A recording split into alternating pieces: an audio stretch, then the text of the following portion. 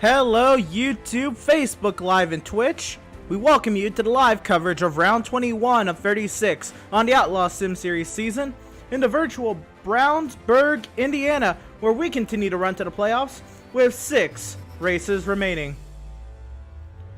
Formerly named via O'Reilly Raceway Park, the motorsports facility contains a 2.5-mile road course and a 1,300-meter drag strip. But tonight, we're on the Oval, which most notably hosts events prior to the big event at the Indianapolis Motor Speedway.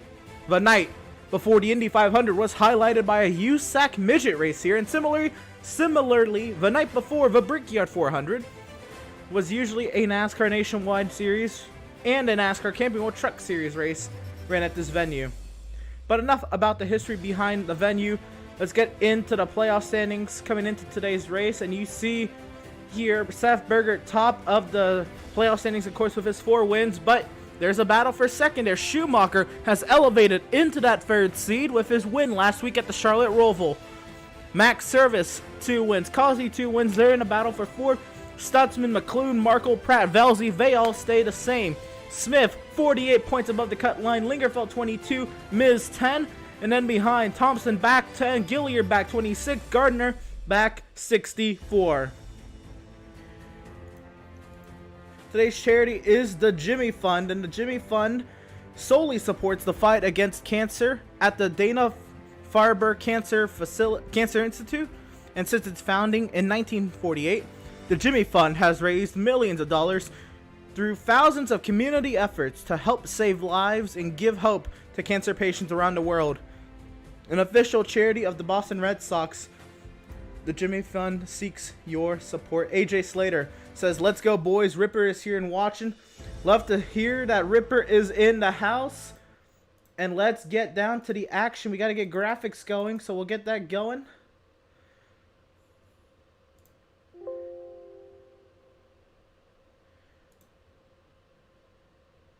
And we're not going to have graphics right off the bat, and that's okay. We are, though. So here we are in practice. This is Malika coming off the pit lane. There you go, graphics updating. So it's poor time. But here we're watching Miz work his way around the track and almost into that barrier off of turn 4.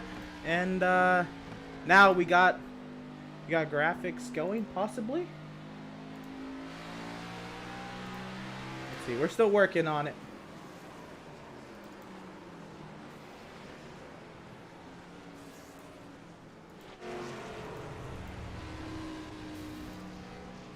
There we go.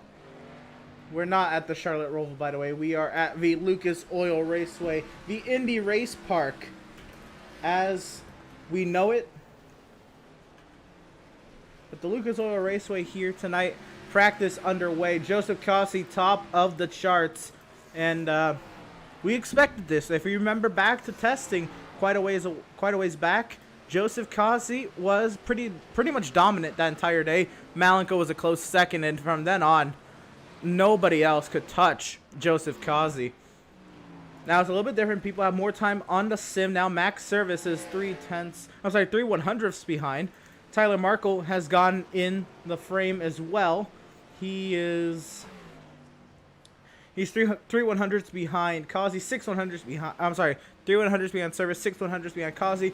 Schumacher is 1/10th behind Causey. So it's gotten really tight at the top of the standings. Andrew Pratt and Schumacher goes top of the chart after last week's win. And let's see if we can get a word in with Adrian Schumacher, who is pulling off the track now. Let's see if we can talk to him, because that was great. Let's see if we can get a word in with driver of the number 82, Adrian Schumacher. Adrian, top of the charts right off that last lap. How are you feeling?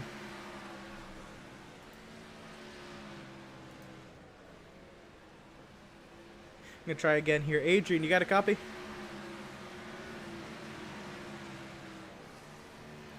That's okay. We'll try him again in a moment. But we do have Let's see if we can get a word in with driver of the number 77. I know Burger Nation is ready to hear. Andrew St. Cor also just says, sucks to miss this one. So close to the playoffs. Have a great race, guys. That's cool. But we're here with Seth Berger, who is the top seed in the playoffs right now, 9th on the practice board. Seth, Lucas Oil. This is different, isn't it? Oh yeah, it's definitely different. And I've definitely not been extremely strong on the flat short tracks. I typically like the banked ones like Bristol and Nashville. And USA was a pretty flat one, and I had the worst race of my life there. So I'll be happy to finish it with a top 5, but obviously I'm going to try to go for the win tonight. Maybe I can learn a lot in the first part of this race. Maybe be competitive there at the end. Yeah, fair enough. We're reaching now a good slew of short tracks. We still have Legacy, Kentucky coming up, but besides that, it is pretty much short tracks, the end of the schedule. And Rockingham, I know, is longer than a mile, but drives like a short track. But nonetheless, there's a lot of difficult tracks coming up. How do you see yourself through the end of these next 6 races into the playoffs? I think I should be able to stay around the top of the points. I'd like to keep the lead all the way through of the playoff points, but if that's not possible, I'd like to definitely stay in second place and at the lowest third. But I think with enough patience, I think I'll be able to manage my way through these next 6 weeks. I'm excited about Kentucky. I think that'll be a fun track. And Rockingham is obviously banked. That's for sure. So I can't recall if you were here when we did preseason testing at this track. I think this was before Milwaukee, so maybe you weren't here. I missed this one, and I can already tell I'm at a huge disadvantage. I was just about to ask. And that one, it looked like everybody besides Causey was an advantage because nobody really has ever ran a race at Lucas Oil. Have you? And if not, I know you're in Illinois. This is Indiana. Their neighboring states. Have you ever been to the facility? No, and I never really heard about Lucas Oil until maybe about last year. Oh wow, it was a staple on the Nationwide and Truck Series schedule back before 2014. Unfortunately, I think I was a little bit too young. Fair enough. Yeah, this track is wild. It's a high lane short track. How do you feel about running up against the wall? I know Darlington was pretty well for you. Yeah, Darlington went well, and Kansas went really well. Dominated that one. So I think that's the one thing I'm looking forward to is being closer to the wall. It seems that I'm more consistent at those kind of tracks, but with this being such a flat track, I'm not too positive. As somebody flipped behind me, I don't know if you could replay that. Yeah, that was it was Markle. Oh my goodness. But yeah, you don't think or you think that that's gonna give you some confidence being up against the wall? I think it'll just let me try to be better at the end. I'm typically pretty well at keeping my patience and trying to learn. Still being newer to the service, I'm still learning a lot of these driving styles at these kind of tracks. And I mean, Bristol, I had no clue about what I was doing at that track, and then at the end, I'm competing for the win, and I was just observing the whole race. So Bristol is obviously up next to the wall too, so maybe I could have something similar to Bristol. Fair enough. Long race, 225 laps at a very, I say physical short track because it's so hard to run this track perfectly. You up for the task? Gonna have to be, man. Yep, fair enough. Well, we will let you get back to it. Right now, 10th on the practice boards, but who knows? Maybe a Bristol does happen and we see you higher up the running order towards the end of the race. Best of luck to you. Yep. All right, thank you. And that was Seth Berger. And let's see if we can get a word in with the driver at number 82 once again. We'll try once more. Adrian, you got a copy?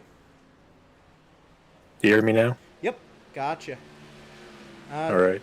Top of the charts. How did you do that?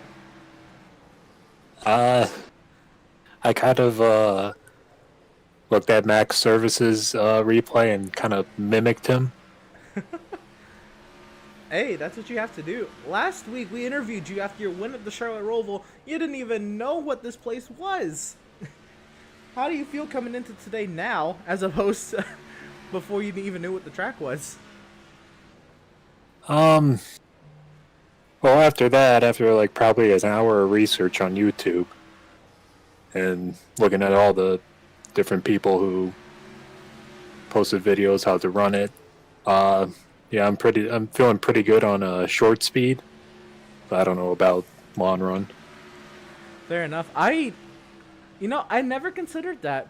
Watching film to prepare for a race, kind of as you would maybe if you were a real racing driver, or in another sport, you'd watch film to try to figure out your opponents or how to better yourself. But to do it to help yourself here on iRacing, I think that speaks volumes. And going top of the charts, I think proves how much it can help. Do you think that was a big part in you being able to go top of the charts, or in watching Max as well? I guess a lot of watching. Yeah, kind of sad I put my free time into like sim racing, but yeah, definitely it helps. I used to do that when I played basketball for school. Yeah, I bet. You try to figure out any advantage you can to be better prepared for the next week, and or know your opponent kind of going into the week. Back to this top of the charts. You say you don't know about the long run speed. What's the longest run you've ran? Do you think you have the chance to figure that out, or are you gonna pretty much wait for the race and see what happens? I'm gonna wait for the race, see what happens. Fair enough. So I would ask, where do you see yourself? But 225 laps is a long race, and anything can happen. So I don't know if you have any outlook, but what's the game plan going into the race then? Oh, you know the usual: save tires, try to back up the pack, back up the pace, and if I can start up front and then I can hold everyone back, that'd be great. So I know a couple teams have told me they are interested in trying to snag you for their team rosters. Have you heard anything of the sort? Are you in that? Are you into maybe finding some teammates on this in this series? I don't know. We had like official teams. It was just kind of like small cult. They're not. Yeah, that's pretty much what they are. I think they're friend groups, but I think they're starting to take it a little bit more seriously. As I think the whole series is taking this more seriously. But how do you feel about teams? Yeah, I'd definitely join a team. First come, first serve. Fair enough. Well, I know potentially two teams that are looking, so we'll see who gets you first. All right. And yeah, now you're into third in the playoff standings. A lot of short tracks. Maybe a few that you've never ran on before. We have Legacy Kentucky coming up as well. That's a very flat mile and a half. So a lot of difficult tracks coming up in these next 6 races, including today's race. Do you see yourself staying up towards the top of the playoff standings? Yeah, I'll definitely try, but no promises. Fair enough. Well, I see you from Illinois, and this is in Indiana, a neighboring state. I can't even ask you if you've been to the track, because you didn't even know about the track until this week. So, we'll leave it at that. It's kind of hard seeing over the corn. Have you ever been to Indy? Nope. No? Okay. The only states I've been to in my life is Illinois, Wisconsin, and Minnesota. That's it. Hey, I haven't left the state of Texas since I was 2, and I don't remember it, so I can relate. But all right, top of the charts. We'll let you get back to it, get back into your mindset, and if you're gonna get back out there, see what you can do, and hopefully we're talking to you on the far side. All right. Right on. Thanks. And that was driver of the number 82, Adrian Schumacher. Now, a driver we also have got to talk to. We'll see if we can. This guy. I know this guy was dominant in the preseason. I think mainly you were dominant in the preseason because a lot of people hadn't had time on the service yet. But Joseph, you're here. Out of all the people, a guy who didn't even know this track existed last week is ahead of you on the timing sheet. How do you feel? Hope to take advantage of that. I love this track. Like I've said, I mentioned this last time. I learned from a guy who busted my ass in a fucking controller at this place. So he taught me his secrets on how to get around here. So hopefully we'll make it happen and get a W tonight. Yeah, Adrian was telling me after his win last week at the Roval, he had not heard of it, and he had to watch film this week to even know what this track was and how to take it. So there's that for you. And he hasn't done any long runs. I see you're on a run right now. I know we ran the test race in the preseason. That was at the daytime. Now we're at nighttime. The track's cooled off. What's the differences? Plus updates. It's faster, pretty much. You're just trying to rip it. So I see a lot of people are running towards the middle of the track now as opposed to preseason. You were right up against that wall. Is it really faster, or has the updates maybe changed how you run this track? If you run the line I'm running, diamond in the corners, this is the line you want. Fair enough. So, I know it's not really on your mind, especially until we get to the playoffs. But pretty much the person that was down in the standings with you, but that was tied with you in wins up until last week, Schumacher, has now left you. He's gone up a win. Can you see yourself in these next 6 races getting 3, 4, possibly 5 wins to get up in the playoff standings? I don't know, 3 or 4 or 5 wins, but I'm gonna try for tonight, definitely, because I like this track. Fair enough. Is there still speed out there for you to get Schumacher? Oh, yeah. I mean, my best lap is a 6:22, which I did last night. So I've been right there at it. It's just getting to it. My optimum is a 4.73. If I could, I don't know how I would actually get that one. Oh man, it might be this is a tricky track. What do you think we're looking at cautions wise? I hope to say not a lot, because I want this thing to run. Just let her run.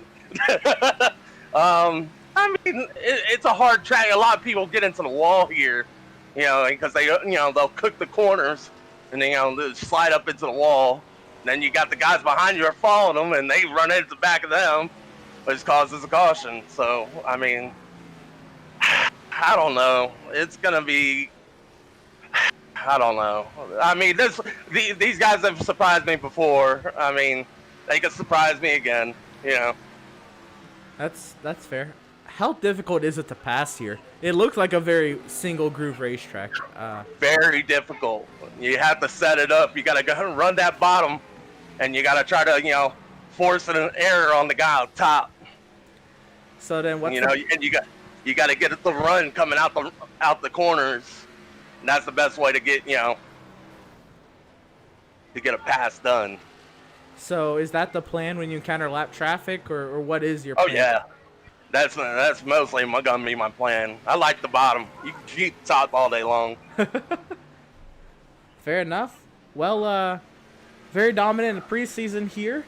Right now, second on the practice charts to Schumacher. We'll see if we can get up there, and best luck to you. Hopefully we're talking on the far side. Yeah, hopefully so. Right on. And that was driver of the number 88, Adrian Schumacher. Now, a driver that's been in a little bit of a lull, ran a little bit better at the Charlotte Roval, but in a lull this season, or this part of the season, Malenko. And now we're back to your life support, the short tracks. How are you feeling? Nah, decent. Fair enough. 8th on the charts, pretty low, but everybody in front of you is very, very tight on lap time. Do you think you can climb up that ladder a little bit? I think I'll be fine. I was about this far back at Bristol, and then I just had the race pace over everyone else, so I'm not too worried about it. the guy top of the charts didn't even know about this track a week ago. What is your... I don't even know why I mentioned that. But what is your game plan for the long run here? Mostly like how I'm just one-lapping and just try and keep it high against the wall on the entry to the corner and then bring it down as the corner progresses. Fair enough. In the preseason, you were second best, but Kazi had you dusted. Do you think it's gonna be closer today? That's what we hope anyway. Fair enough. Caution count. What are we looking at? Yeah, I'm gonna pass. Puff pass. That's what I'm gonna do.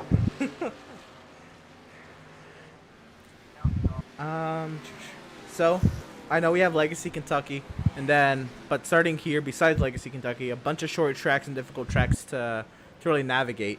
I know this is the stretch you've been looking forward to. Now we're in it. What are we expecting from you? Hopefully at least 2 wins. We'll go with. Fair enough. Right there, I see you passed. I think that's Setzer you just passed. How Yeah. hard is it to pass here? And lap traffic is definitely going to be a thing. It is awful to pass. It's awful. You don't even need to continue. Awful. How are you going to get around lap traffic? You hope. I do have good news for you. You have a fan in the chat. You have Cody in the chat. So there you. That's a rarity. Cheerleader's back. He said, "Woo, Malenko, that's my baby girl, Malenko." He knows it. Fair enough. Be throwing it back anytime. Does it give you any added confidence coming into the race? Not really. Well, we'll leave you to it. Right now, 8th on the charts, but hopefully we're talking to you on the far side. Yeah, hopefully. Right on. And that was driver of the number 7, Malenko. And Burger Nation is here. Mark Burger says, Burger Nation on Facebook and on YouTube. Love the double support.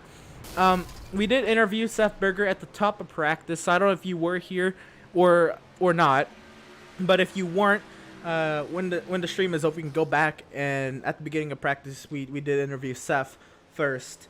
Let's see who else we can get a hold of. 6 minutes left here in practice.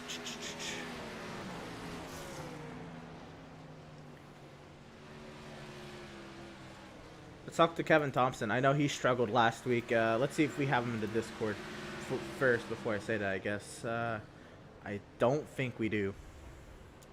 But let's try to get a word in with Miz. No, he is in the Discord. And, yeah, let's see if we can get a word in with the driver on the bubble, Miz, who's just coming off the pit lane now. Miz, right now, 16th on the charts. How you feeling tonight? Oh, I'm alright. So no St. Core isn't running with us anymore, so your attention in your point battle shifts to Kevin Thompson. 10 points over him coming into today's race. How are you feeling? Especially with Kentucky and then the slew of short tracks after that. Just keep doing what I've been doing. I've been gaining a few points each week. If I can, I feel I can keep doing that, I'll be alright. Fair enough. The Charlotte Roval wasn't your best, but it wasn't anybody's best in your point battle. Everybody in your point battle struggled. So did that kind of ease frustrations at the Roval, knowing that everybody you're competing with was struggling as well? Yeah, I mean, that track, it got the best of me. I couldn't even get best of it one lap. It's definitely a struggle. I was definitely glad to see a few other people having trouble, so made it easier. This week it's gonna be the same thing. I see Kevin's decent fast tonight, so he'll probably gain a few this week, but I'm going to Kentucky to win it.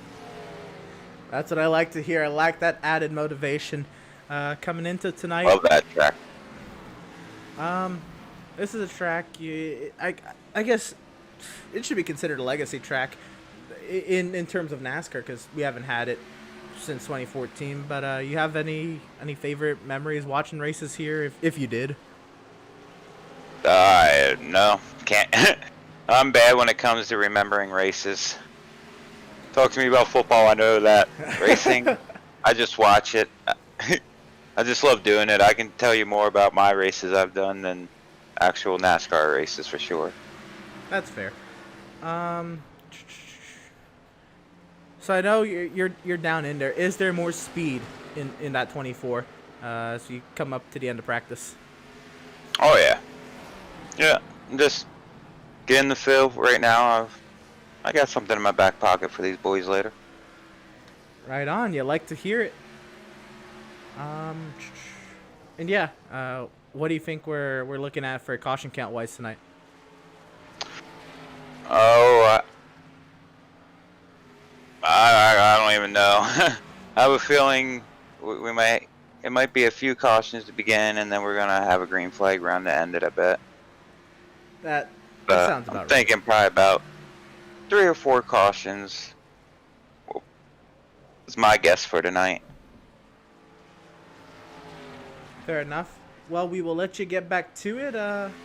Can I just say one thing? Yeah, go for it. I gotta just gotta say I'm thinking about the Furman family right now. They lost their grandfather and father last night. Just want them to know I'm thinking of them. It's a guy that I got real close with, working with over the past few years. So just wanted to let them know I'm thinking about them. Yeah, for sure. Thoughts and prayers to them, and to you if you knew them more. If it's affected you in any way as well. I knew him. I didn't know him. I've met him a few times, and he was always a real nice guy. Right on. Well, thoughts and prayers, and best luck to you today. Thank you, brother. Mm-hmm. And that was Jason Miz, driver of the number 24. In practice, coming to a close. We have about another minute and a half.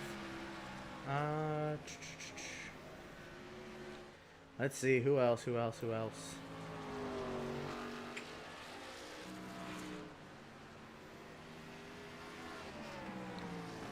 know, I don't really know who else we should pull on up.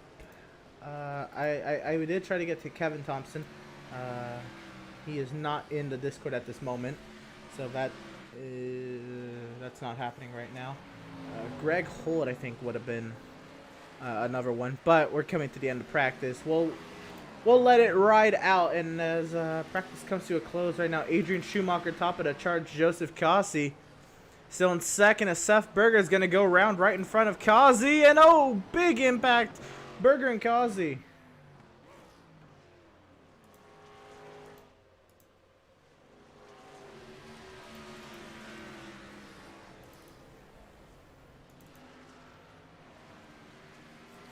Of course, Team Swift Motorsports is running the Taylor Swift cars. How about Brandon Richardson, 12th on the boards as Stutzman goes for a wild ride up pit entry. Ben Park in the field in that number 23 Hardy's machine. I don't know, Ben, if you're hearing this, I did see your message. Couldn't respond to it. When I saw it, you were already in the Discord, so didn't feel the need to respond. But glad to have you back. Hopefully you can stick it out with us. But as practice comes to a close, we'll be right back as we get ready for qualifying action.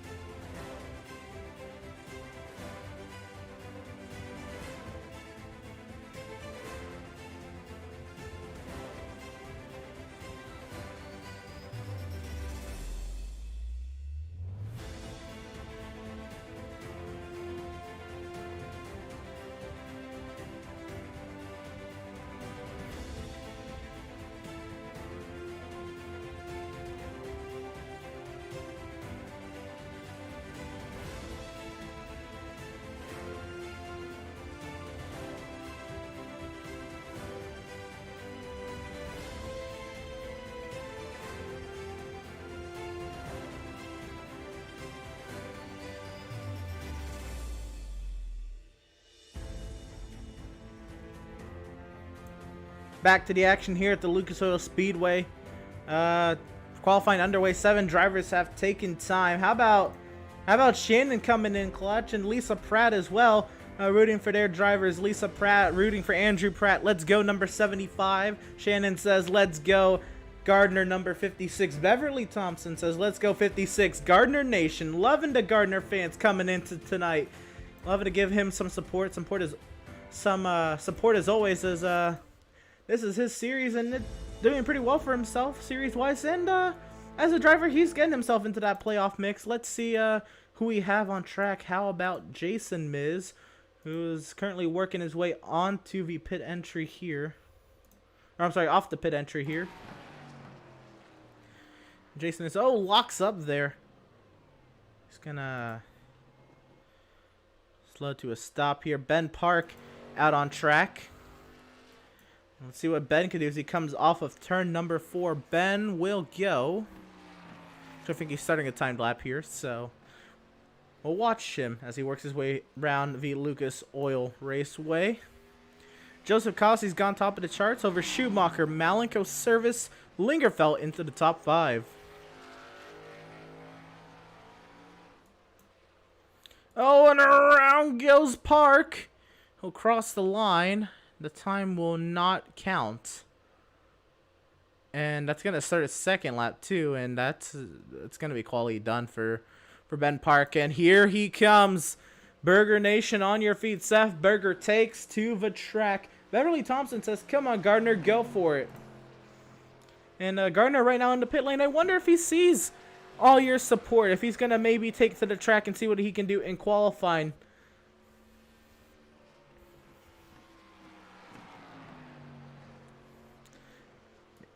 Seth Berger, though, out on track, working his way around. Let's get a little visor cam action with Seth Berger.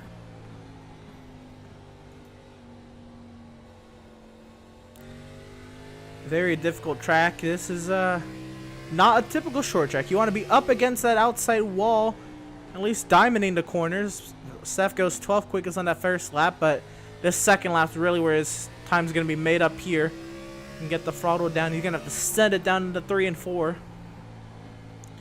course, you don't want to hit the wall, but you do want to diamond the corner. Once you get to the apex, rock it right off. And Seth Berger to the line goes. Second quickest is a 22.689 from Seth Berger. And Berger Nation rise up because he just said he was not sure what he could do today. He was about in the 10th position in practice. Kevin Thompson also on track now. Right now, 9th quickest, but Seth Berger was not sure where he was going to end up, and second quickest for him right off the bat. Lisa Pratt says, love Wednesday night racing. We do too. Wednesday night short track racing to add to the fun. Kevin Thompson will improve, or no, he does not improve, but he will stay in the 9th position. Jeremiah Stutzman takes to the track.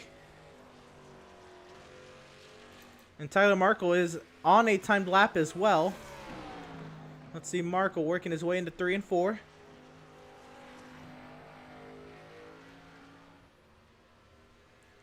believe that's a Detroit Pistons inspired livery, and that is.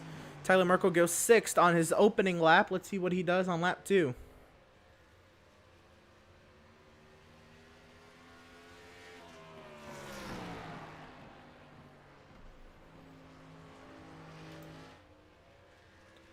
Tyler Markle off of turn number 4. Oh, he gets the wall there, so that lap will be invalid.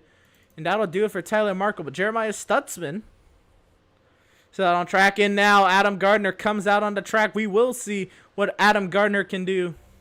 We'll catch up with him because he hasn't started his lap yet. Stutzman crosses the line.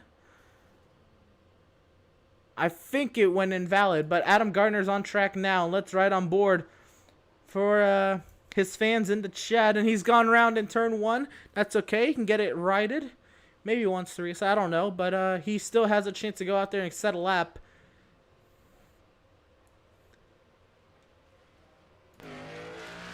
Right on board with Adam.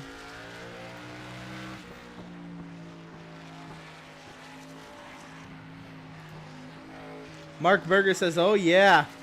And I'm assuming that's for Seth going second quickest. Here's Adam Gardner's lap, though. League owner. And little fan favorite in the chat tonight. You love to see it. The power down. Gotta keep it out that wall to make the lap count. Maybe running a little higher, but that's okay. Oh, he gets the wall there. That lap's not gonna count. But he did try. He did get it on track for y'all. And that's really all you can ask. How about Greg Hull going top of the charts? Catch up with him out of nowhere. I think that second lap got invalid, but Greg Holt top of the charts.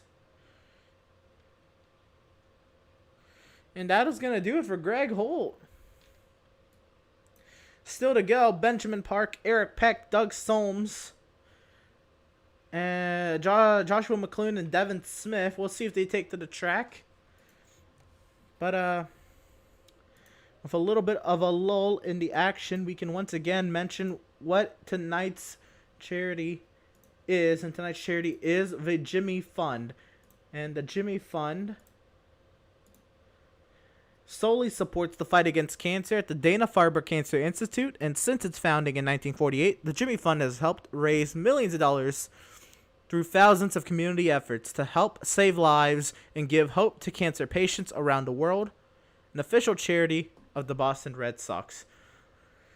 And so if you're able to, if you're financially able to donate to the Jimmy Fund, it would mean the most. We try to highlight a different charity each week. That allows us, and well, we do it, and we broadcast the final 30 minutes of open practice in the honor of a charity each week, in order to give them recognition and any support we can offer. So if you're able to donate to the Jimmy Fund, you can go to jimmyfund.org, or on our Facebook page, we'll have posts about today's race on the Facebook page, and there will be a donation button that goes straight between you, Facebook, and the charity, and not between us. And so you can donate straight to the charity and have it count. And yeah, so coming into today, we our Facebook page is Outlaws Sim Series, in case you were wondering and you were unsure. But I guess we'll throw up the race info for you anyway. So today's track length, it's actually 0.69 miles in length, so the graphic is wrong. But here, Outlaws Sim Series at Lucas Oil Raceway, 225 laps, 75% fuel load, 5 sets of tires, no fast repair, unlimited overtime attempts. We're here in Brownsburg, Indiana, 77 degrees. The track temp, 76 degrees Fahrenheit. The air temp, 48% humidity, overcast with 11 mile per hour winds, a little breezy today. There is the link to our Facebook page there on the bottom as well. So qualifying has come to a close, and the Pratt Tile and Stone Pole Award winner is going to be Greg Holt of the three. And of course, Pratt Tile and Stone, serving all your tiling needs since 2003. And before we get going with the race tonight, do you want to once again show you the playoff standings, because it's still tight for that cutoff. Devin Smith, he's 48 above. Kyle Lingerfeld, 22 above. And then really tight with Miz, 10 above. Thompson, 10 back. James Gilliard, he is 26 back. And Adam Gardner into the mix now, 16th in the point standings. He's got to make it into that top 13. He is 64 back with 6 races to go. That is very doable. That is making him up about 11 points a race on Jason Miz, and it's doable. We'll see what happens, but right now Greg Holt on the pit lane, and the field is gridded up. Let's go through our starting lineup for today's race. And in row number 1, we're going to have Greg Holt, and alongside him, we're going to have Joseph Causey. Row 2, Seth Berger and Adrian Schumacher. Row 3, we'll have Malenko and Max Service. Row 4, Tyler Merkel, Kyle Lingerfeld. Row 5, James Gilliard, Andrew Pratt. Row 6, Kevin Thompson, Garrett Velzy. File on to the next page. Row 7, we'll find Brandon Richardson and Jason Miz. Row 8, Matthew Setzer, Farron Elam Jr. Row number 9, we'll find Jeremiah Stutzman and Josh McClune. Row 10, Adam Gardner, Devin Smith. Row 11, Eric Peck, Benjamin Park. And in row number 12, the Canadian, Doug Solms. Team Bear Grid coming into today's race and has the field double wide already on the front straightaway. Real quick, we'll show you some practice results coming into today's race.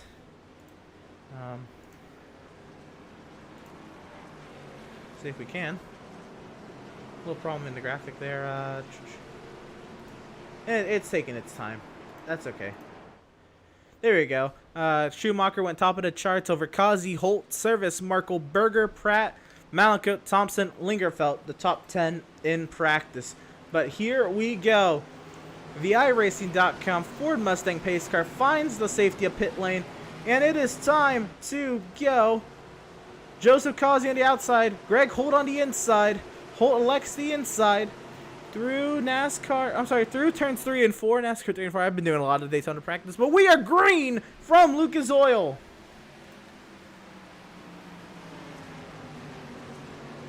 Kazi already out to the lead from around the outside. That inside starting position for Greg Holt was not ideal.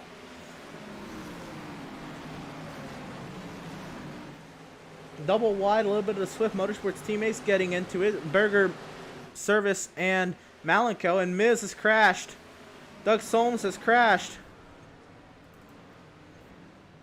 I wonder if it's together.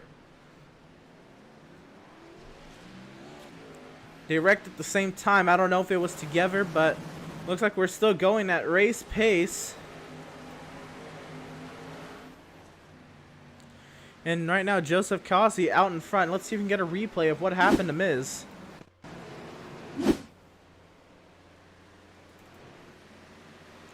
So back here, Miz going at it with Matthew Setzer around the outside, and Miz sends it into the corner. He slides, and everybody for the most part avoids him. Let's see what happened to Solms. And Farron Elam Jr. has also crashed. Doug Solms back here, he was behind Eric Peck. He started from the back of the field, but this was probably in the wake of just trying to avoid people, and almost ran into the back of Eric Peck, locked up the brakes to avoid him, and he spun back up the track and then had to back it up to get going. Farron Elam Jr. has also had an accident. Let's see what happened to him. Farron Elam, this is I think turn 3 of the next lap, and he might get on the gas a little too hard here. Does he go around on the apron? Yep, he clipped that apron there, and Farron Elam Jr. goes round. Back to the action up front. Joseph Kazi now open up a 7/10 of a second advantage over Adrian Schumacher, and there's contact in the back. Tyler Markle caught the wall as he's trying to work his way up to Kyle Lingerfelt. The Swift Motorsports teammates of Malenko and Seth Berger going at it for the 4th position.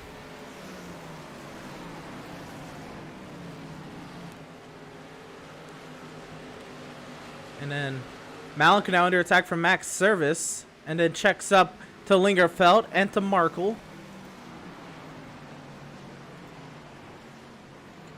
This is going to continue. But Seth is clear of Malenko for the time being. So this looks like it'll hold. Joseph Kazi out in front. Now by 1.3 seconds over Adrian Schumacher. Schumacher, though, doing a nice job holding off Greg Holt, who's been very fast. He's a newcomer to the league. We've seen him be fast. We've seen him lead laps. We haven't seen him put a race together yet. To be fair, he hasn't had many opportunities to do so. Just a few, though. As we work off of turn number 4. Back in the pack. Kevin Thompson almost catches the wall. Well, see, now Malenko might have something for Greg Holt. We'll ride on board with Malenko as he tries to find a way to the 3 of Greg Holt. As Kazi said in his pre-race interview, you're really gonna have to set up a pass here. And Malenko in that draft, that dirty air really tightens the car up off of turn 4. He has to get out the throttle and is back to riding behind Holt. We'll see if he gets another run later.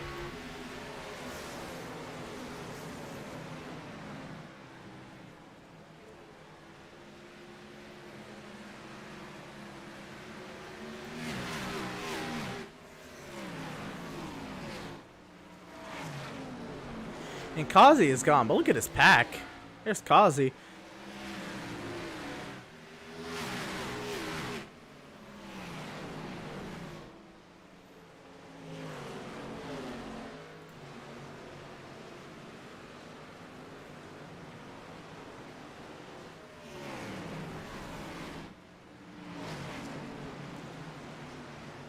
And everybody riding nose to tail. We'll see what's able to be done here. Greg Holt actually pulling off the corner a little bit harder than Schumacher, trying to get down to his inside and see what he can do.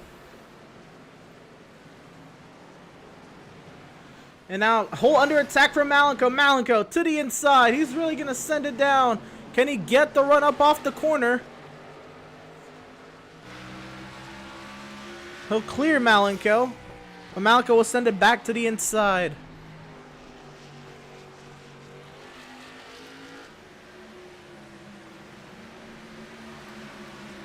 Very, very difficult track for you to overtake at. Behind Max Service on teammate Seth Berger. This the battle for 5th. I'm sorry, but the battle for... No, it is the battle for 5th. And Lingerfeld not having a bad run as well. He needs a good run to get some points over the playoff cut line. Lingerfeld had some struggles last week at the Charlotte Roval. Let's see what he can do. Riding on board with Kyle Lingerfeld. Up one spot from where he started. And he's doing his best to get what he can. Already working lap 16 of 225 though. The battle in front of him just keeps going and going.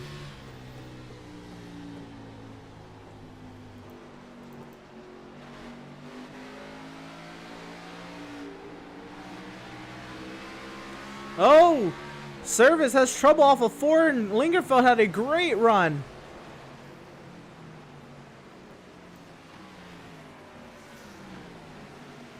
Cardinal, I think that was Tyler Markle. Driver already one lap down. Doug Solms now in front of Adrian Schumacher.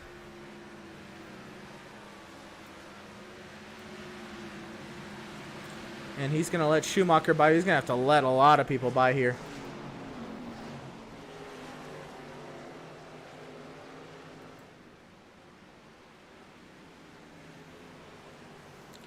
There's quite a lot of battles going on back here in this back of the pack. Devin Smith gets around Garrett Velzy. We're on board with Velzy right now on the nose. There's a lot of shifting for position back here. Velzy actually, he's lost a lot of spots. Really, that's what's happened. McClune, Gardner, and Smith worked their way around him. But yep, Adam Gardner right now running in the 15th position, already up 4 from where he started. Good on him for keeping the car out of trouble and setting himself up nicely, already through 20 laps. Tyler Markle under attack from Andrew Pratt.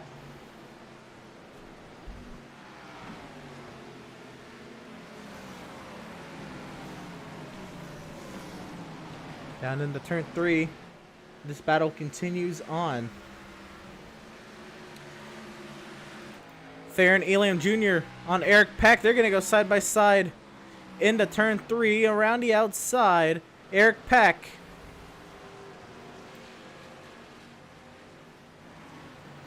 And Andrew Pratt has gone around Tyler Markle, 48th position. He sent it.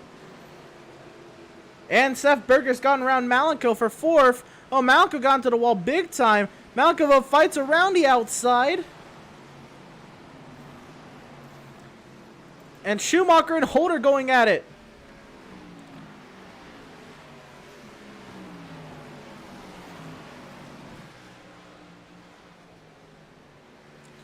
So a lot of battles going on. As that battle settles out, Malenko in trouble now, getting passed by teammate Max Service.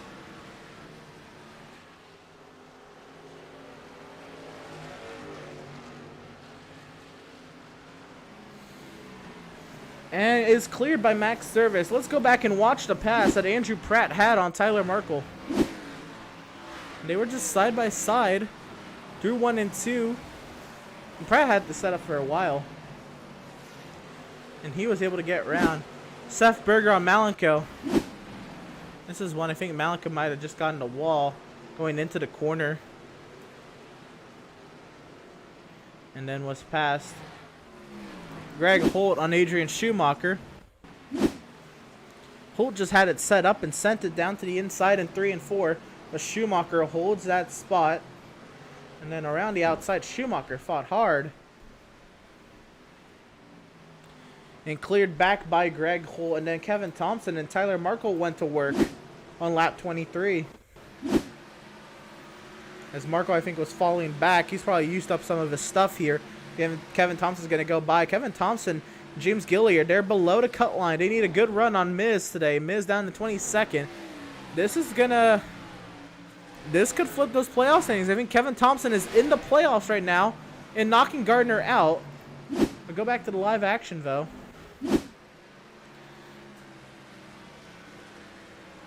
And Tyler Markle is dropping down the running order like a rock. He must have used up his tires big time.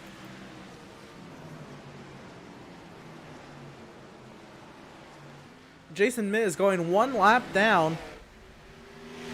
That was not in the game plan today. Is just going around early in turn 3.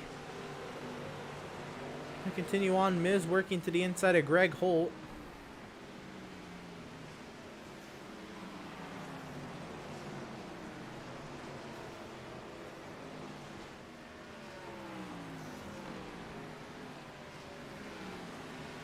Catching the wall there off of turn 2 and then down the back straightaway. Seth Berger, but he'll hold station in 3rd. Max Service working to the inside of Seth Berger. Can't get there.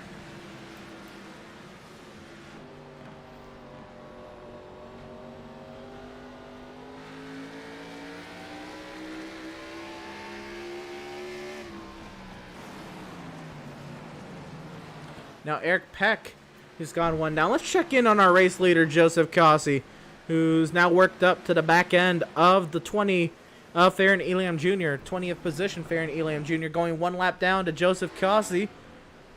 And Cossey's got a huge advantage now over his competition. Tyler Markle's gotten passed by Jeremiah Stutzman. And this is not what Markle wants to see as he falls down the running order. Service all over the back end of the 77 of Seth Berger.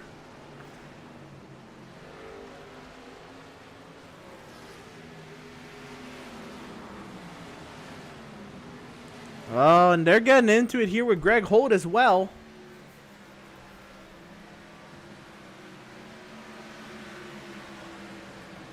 Everybody in the chat, go ahead and comment down if you want to see more of your driver and if you feel like you haven't seen enough of your driver so far, or give your support to your driver if you've seen him a lot on your screen, as Max Service just powered by Seth Berger there. I know Berger Nation won't like him dropping a position, but I will say they are friends, they are teammates, so it's not preferred, but if you're going to get past, I'd rather it be your teammate, right?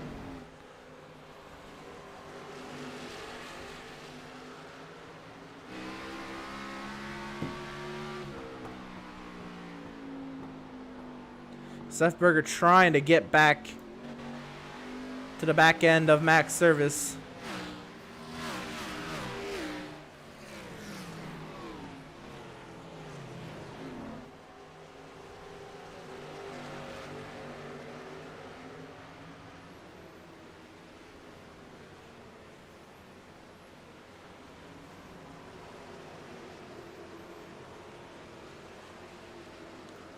Let's see what else is tight around the field. And back here, Stutzman on Gilliard. This, the battle for the final spot in the top 10. Jeremiah Stutzman on James Gilliard.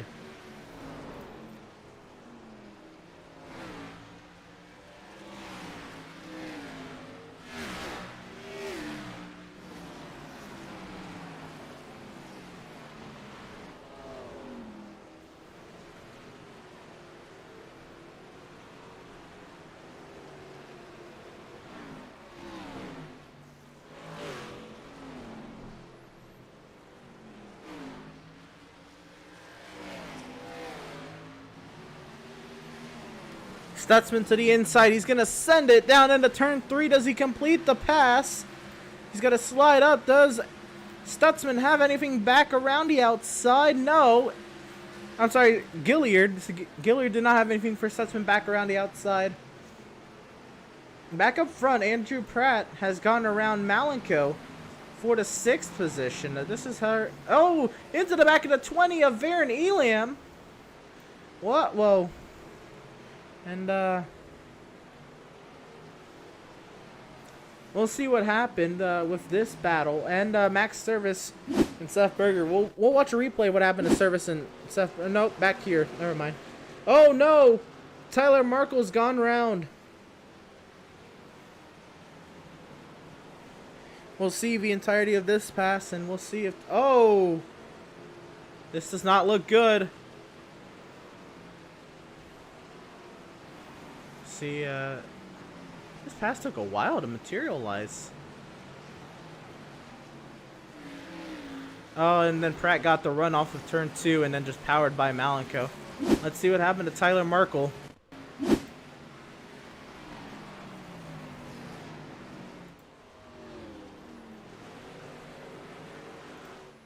I think he's just going to hit the wall off of turn 4. Exactly what happens. He's going to spin down the track, into the wall, back across the track. Oh, he's going to collect Peck. Oh, and Brandon Richardson nowhere to go. Oh, Garrett Velzy. And that will bring out the caution on the speedway.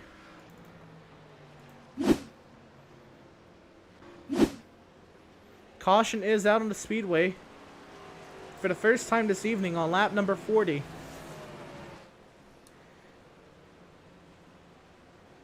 I wanted to also see Kevin Thompson had gotten by Kyle Lingerfeld. Let's see if we can see that real quick. And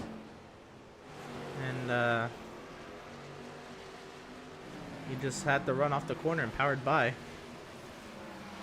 Once again, let's see what happened to Tyler Markle. Let's ride on board with Tyler. And we'll get a helmet cam shot and see exactly what happened. This is Tyler Markle. Right now he was running in the 12th position and slammed the wall off of 4. Tried to save it, hit the inside wall, and ricocheted into traffic. Oh, man.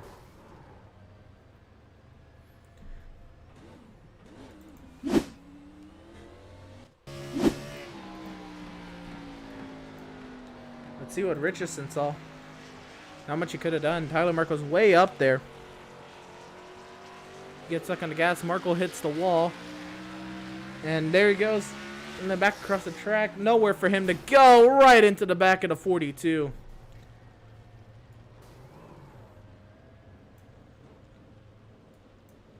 Man, oh man. It's pit lane is busy. We'll see that one more time.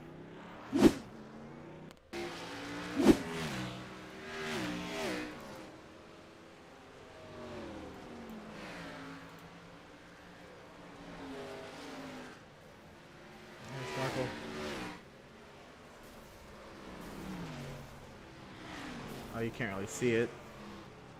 Let's see. Oh, wow, what a hit! Velzy into the back of the 42.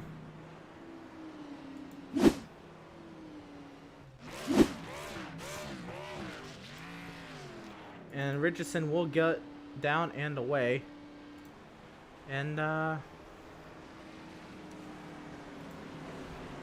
Kazi's coming back in.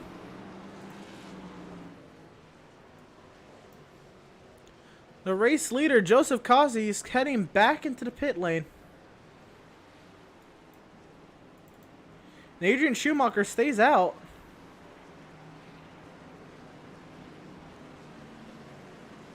I wonder what's going on here. Maybe he sped on pit road.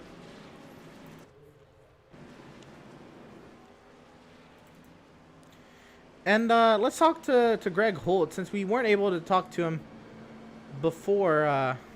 We didn't get a word in with him in practice.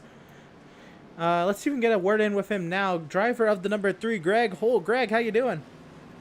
Good, man. How are you? I'm all right, man. So right off the bat, you started from the pole, didn't have the greatest of starts, and then you found yourself in this battle with Schumacher pretty much the entire stint. How has that been? Just kind of riding. My first laps here were 30 minutes into the practice, so still trying to figure out the track. Fair enough. I don't know if you know what happened with Kazi, but now you're lining up second. What's your game plan for the restart? We're just going to try to keep it clean. 180 laps left. That's a long time. So we just maintain here, be there at the end. That's it. Fair enough. Y'all got another caution lap added. Do you know what happened to Kazi, or did he just hit the pit lane? He went in. He wasn't going to pit, and then he decided to pit, and I'm pretty sure he ended up getting a penalty. But what the penalty is, I'm not sure. So fair enough. We'll see. Right on. Well, you're starting from the outside this time, but row number 1 once again. Best luck to you, and hopefully we're talking to you on the far side. All right, thanks. Right on, and that was driver of the number 3, Greg Holt, starting from the second position. And, yep, Adrian Schumacher, we talked to him in practice. He said last week after he won the Charlotte Roval, he didn't even know what this track was. He didn't know it existed. Then we interviewed him in practice today. After he went top of the charts, he said he had watched film to learn how to drive the track. Garrett Velzy rocketing past the leaders on the inside. They might add another caution lap here. Yep, and they will add another caution lap.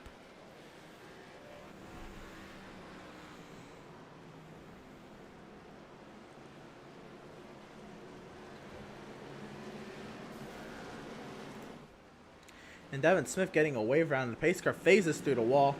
Real quick, once again, today's charity is the Jimmy Fund, and the Jimmy Fund supports the fight against cancer at Dana-Farber Cancer Institute. And since its founding in 1948, the Jimmy Fund has raised millions of dollars through thousands of community efforts to help save lives and give hope to cancer patients around the world.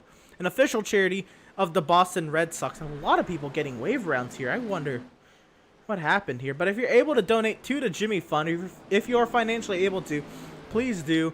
We shout out charity each week. We do it, and we broadcast the final 30 minutes of practice in honor of a charity each week to give it recognition and any support we can give. And we hope you do the same if you're financially able to. A great charity that helps out cancer patients. Sounds like a primarily Massachusetts based charity, but nonetheless a great thing that they're doing for cancer patients up there. And yeah, there's also, you can go to the jimmyfund.org, or you can go to our Facebook page. We'll have posts about today's race that'll have a donation button to you, to the charity, where you can donate straight to the charity. But here we go. Adrian Schumacher, Greg Holt, row number 1. Let's get back to it. The iRacing.com Ford Mustang pace car in the safety of pit lane. And they're adding another caution lap. This is going on for a bit here. I was not expecting this many caution laps. Yeah, that was unexpected, but looks like the lights are out on the pace car. And yeah, wow, a lot's been going on here, man. I don't quite know, but hopefully Race Control has got it all sorted out. Sean Thompson says, good luck, number 89, Kevin Thompson. Have fun, son. And now, the iRacing.com Ford Mustang pace car is in the safety of the pit lane for, I believe, the 4th time this caution period. Schumacher, Holt, restart zone, let's go.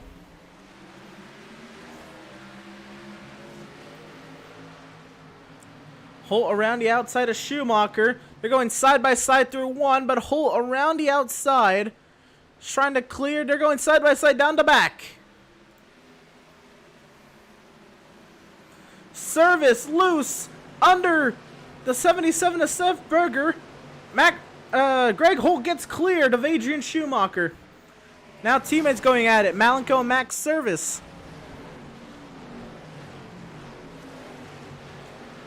Team Swift Motorsports going at it for third, the entire team. And this all going on behind Adrian Schumacher.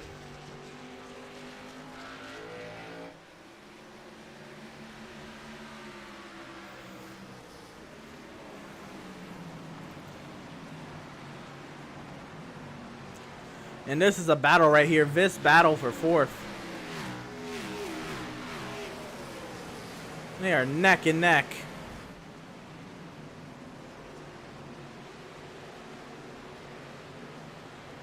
And the battle box is having a hard time keeping track because they're all so close to each other. The Service and Malenko finally get sorted out. And Malenko gets the nod over Service. And oh, Ben Park has crashed.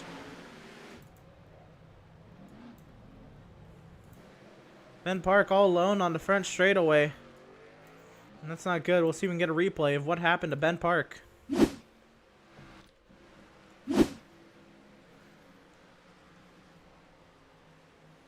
And Kyle Lingerfeld has crashed. Here's Park off of turn 4. He's just down low on the track and gets loose, goes around, tries to lock it down, and he does. Good on him. Kyle Lingerfeld. Let's see what happened to Kyle Lingerfeld.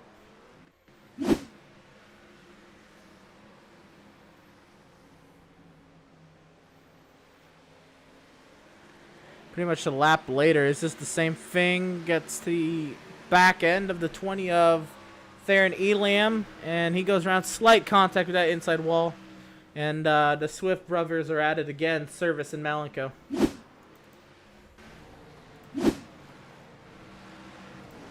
This battle will not end.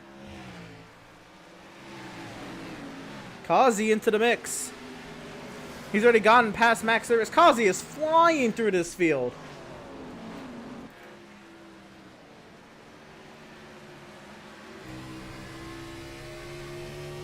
Let's see how Kazi works through these top 3. He is just so much faster. And Greg Holt's up the road. I know he's the leader, but...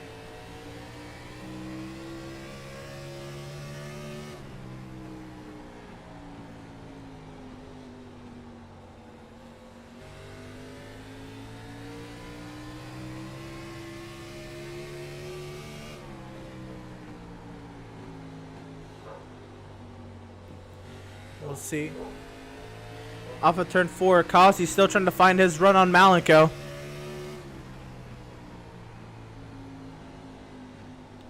And here he goes to the inside.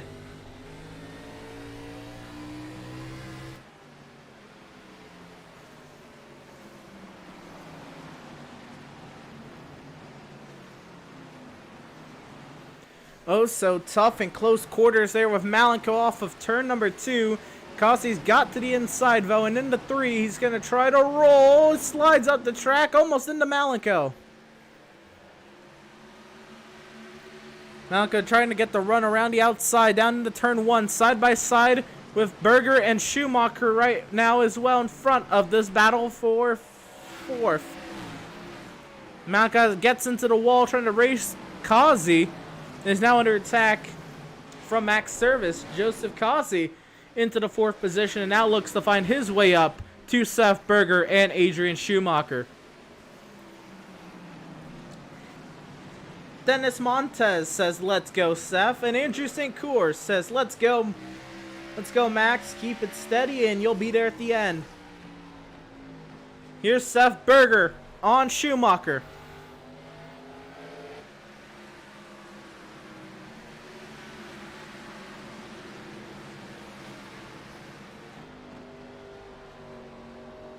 And there's Kazi. He's coming up.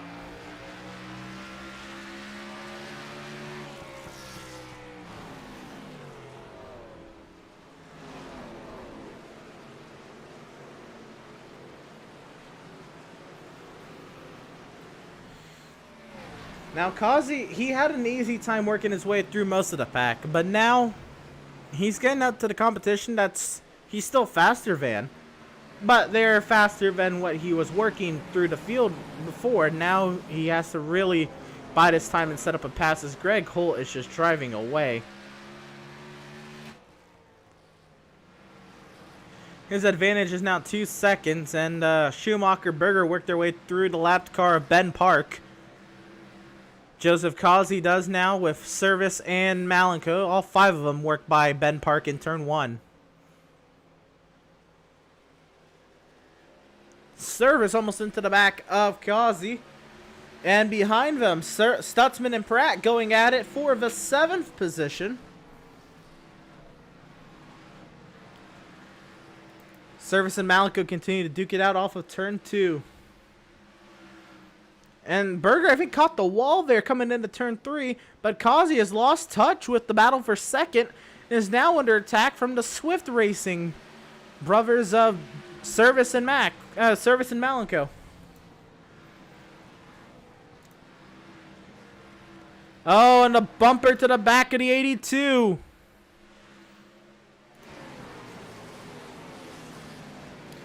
Things heating up for second. Between two of the drivers at the top of the playoff standings, Malenko separates these two from first and third in the playoff standings.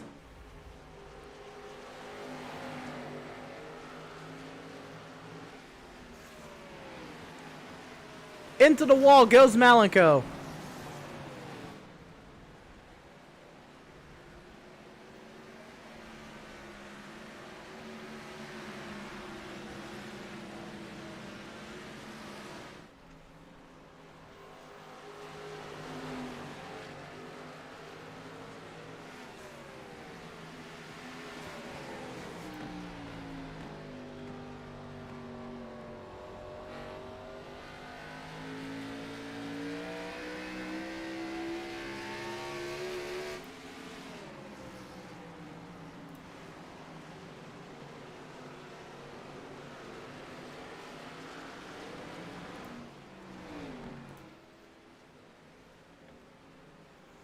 Oh no.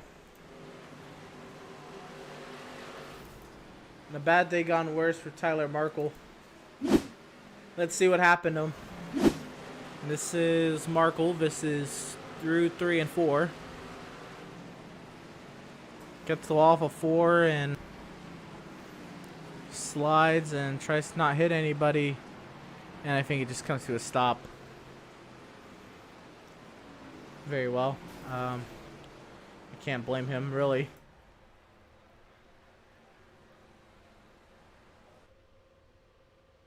And, yeah, that'll do it for him.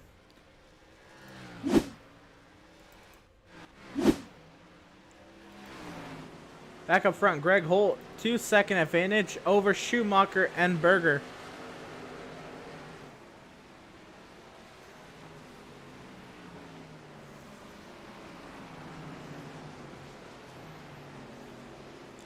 And Kazi's still in this battle as well. Hasn't found his way through these two yet, but Service sticking with it as well.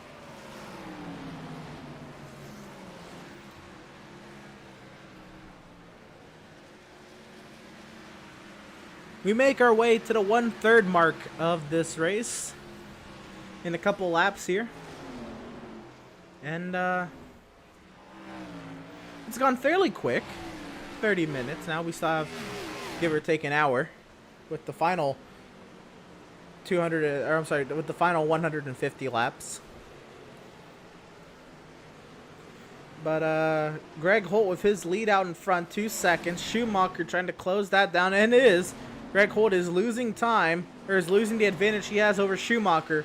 Little by little, 1.8 seconds the gap now. Schumacher leading, this is in second, the battle for second, but Schumacher is leading the battle for second over Berger, Kazi, and Service. Then Malenko about to be under attack from Andrew Pratt.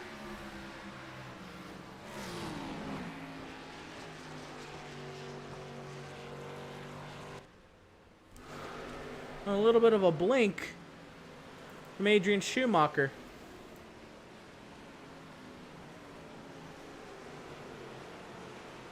And while we're at it, and while Kazi's having a hard time setting up a pass, let's go a little loud and proud with these 650 horse-powered beasts.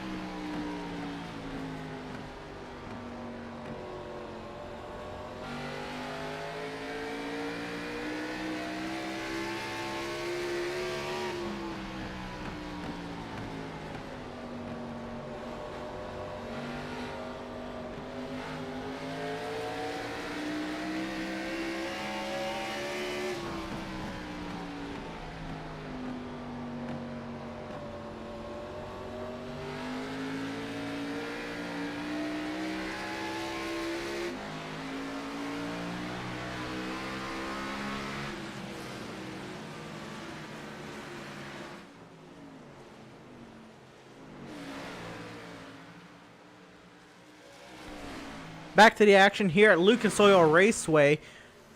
Andrew Pratt has just gone around Malenko for the 6th position, and we're continuing to watch Malenko try to pressure Pratt back into helping him getting back by.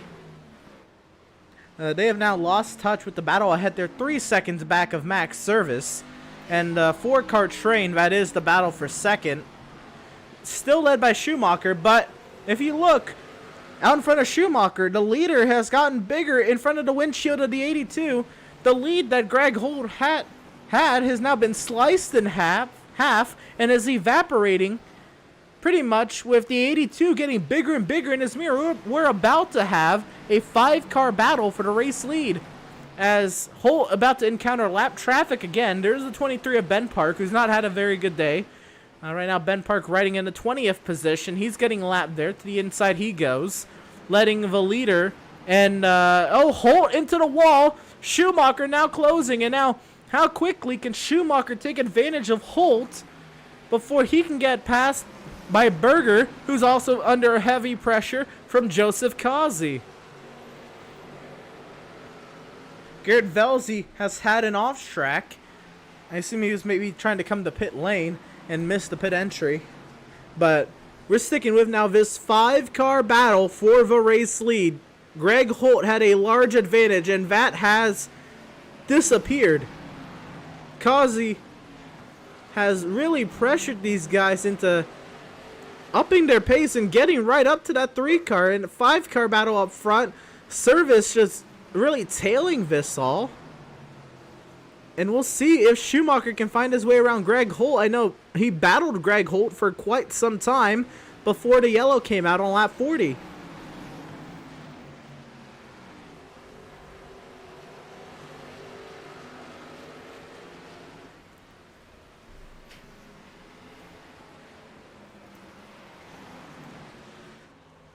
Kazi continues. Oh, he gives a bump to the 77, trying to work his way by Seth Berger. He's had enough of just riding around. He wants to get by. He's sending it in. He almost gave him another bump there. And Schumacher's got to get on it before he gets nudged out of the way. Seth Berger, though, doing a great job at holding on to that 3rd spot despite the heavy pressure from Kazi.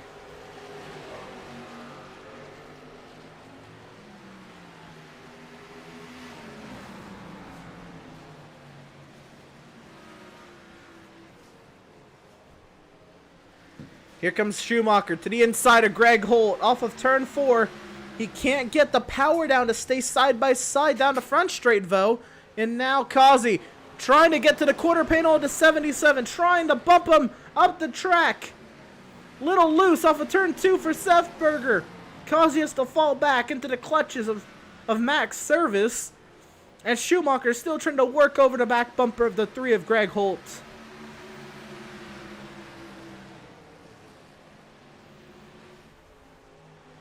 And what a run Seth Berger has had trying to get around Schumacher and trying to hold off Seth Berger. Mark Berger says, "Let's go, kid." Berger Nation, Dennis Montes, let's go 77. We want first this week. And Berger Nation rising to the occasion as the heat is on for Seth to perform. The leaders out in front and hungry drivers behind. At a track that is very, very difficult to pass at. You really have to have these passes set up.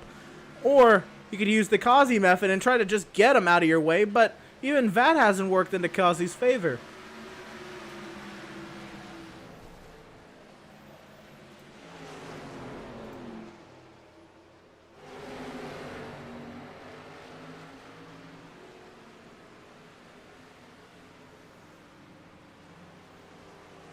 Kazi misses the entry to turn 3, and now Max Service on the attack.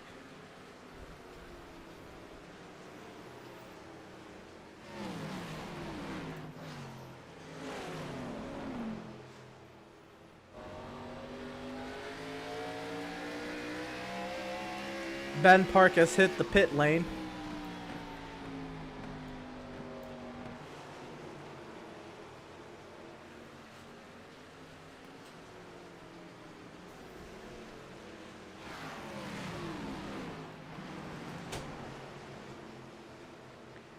Kazi still trying to get to the quarter panel of the 77.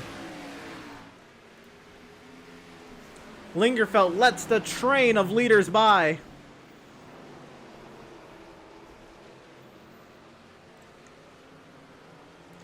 It's so difficult to pass. We know how fast Kazi is. Schumacher's been getting better and better at these ovals. Seth Berger, we know, gets better the more laps he gets on the track. Greg Holt, we don't know too much about. Also, Devin Smith and Kevin Thompson have had a great battle for the 11th position, and looks like Devin Smith has gotten the best of that battle, but we have been way too focused on what's going on up front. In my defense, it is 5 cars nose to tail for the race lead.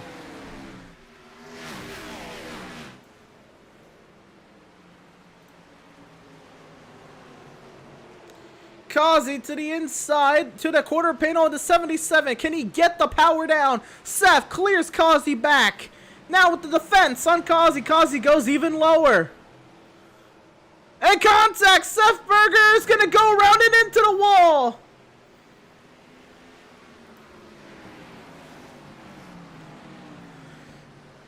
Oh my goodness.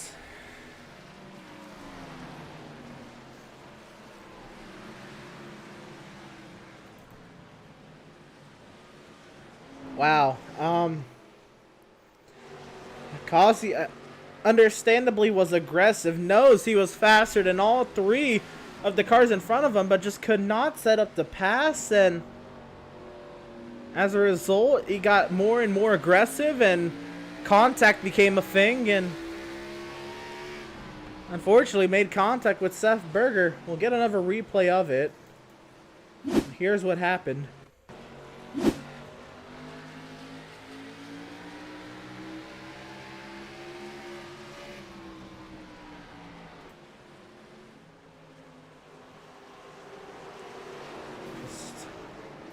Of the track, and Seth has now had to pit.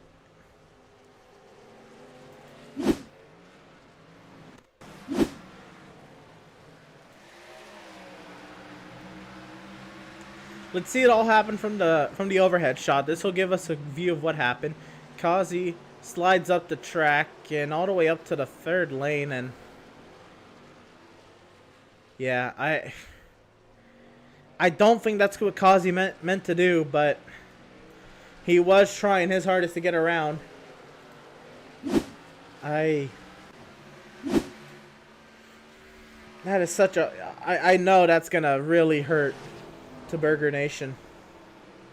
You know, Dennis Montez, Mark Berger says, wow.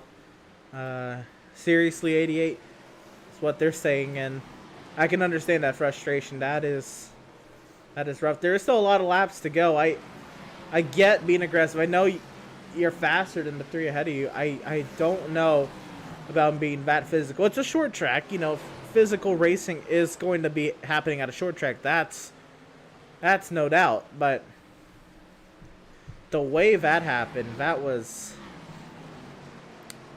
rough. Schumacher still trying to work over Greg Holt, trying to do it cleanly. As we're coming up to the halfway point pretty quickly here.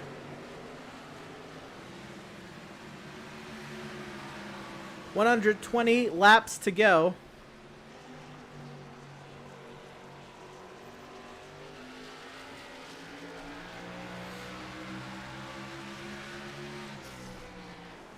How aggressive will Schumacher be?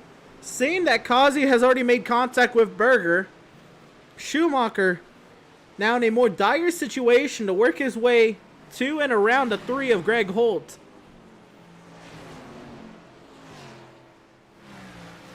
And now Kazi to the inside of Schumacher. Will he do the same thing?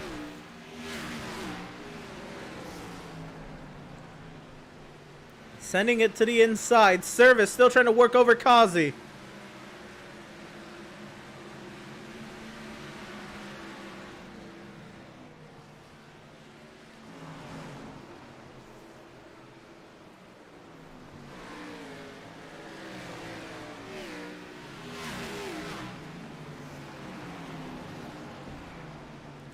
Greg Holt doing a nice job at defending from Schumacher. Schumacher trying to defend against Kazi to the quarter panel. Kazi, I think, was a little more careful, even though Schumacher was very aggressive on his defense, trying to cut down on Kazi.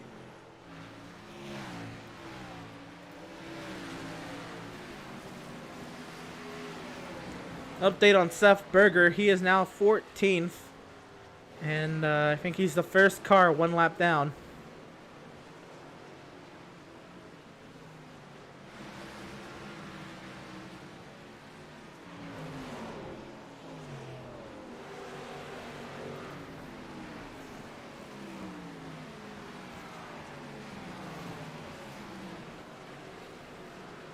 Brandon Richardson was involved in that earlier accident. And Garrett Velzy is still running, so I guess there was fast repairs there. I don't think there was supposed to be. But, well, no, I don't know. Garrett Velzy's car is destroyed. Oh, here we go. Kazi on Schumacher. Think enough is enough. Can Kazi get around Schumacher? Schumacher trying to power around the outside with the lap traffic.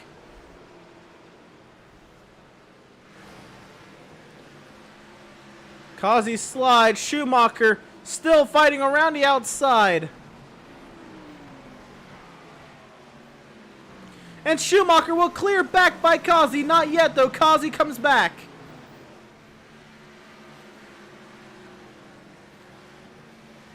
Schumacher trying to roll that outside and fighting hard against Joseph Kazi.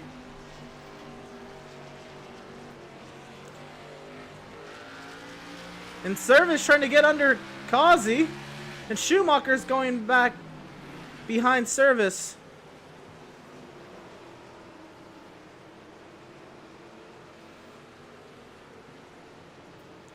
So Kazi finally made his move. He got around Schumacher, and that went on for a while. And now Service trying to get to the inside of Kazi. Schumacher's really off the pace. So here comes Max Service. Oh, and Farron Elam Jr. has crashed. He's reset to the pit lane. Let's see what happened.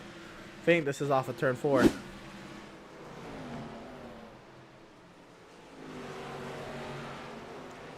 could be into 3.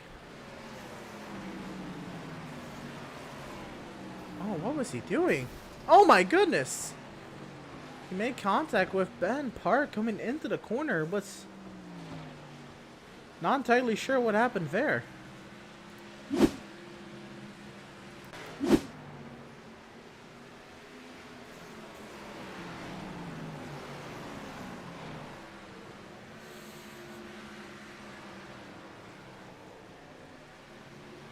We're now past halfway here at Lucas Oil Raceway, Indianapolis Raceway Park. Joseph Kazi to the inside of Greg Holt, and that's almost too easy. He's going to power by Greg Holt, and Max Service is going to follow suit. He's going to try at least. Holt fights back. Service on the inside. Almost contact. And they'll go at it for second around the outside Greg Holt. Here comes Seth Berger on fresh tires. He wants to buy both of them now.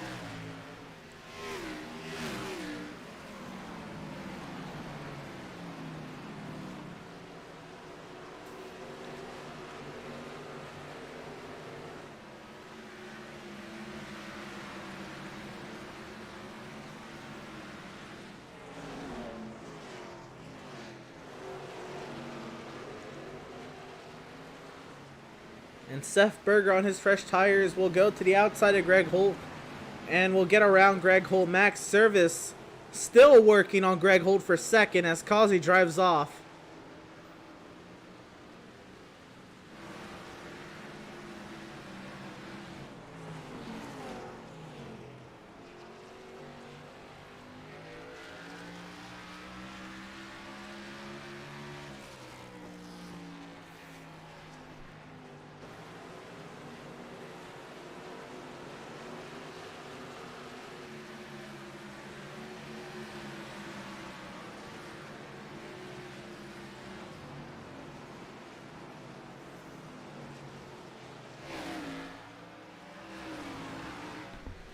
And now we're at a point, we're now 80 laps. Well, 70 laps since the caution.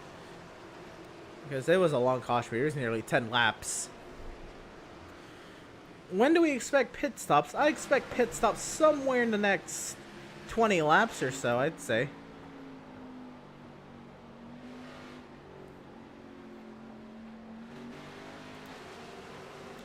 James Gilliard on Malenko. I'm surprised. This is not a good day for Malenko. And oh, very slow 5-car in the center of the track. Let's see, he's getting worked over here by James Gilliard.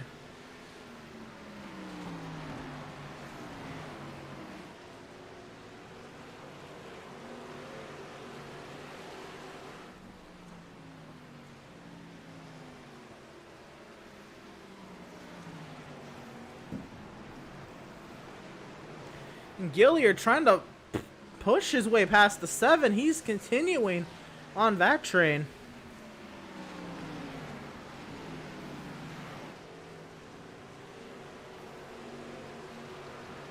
And Seth wants by now. He is going to keep pushing the 7 of Malenko.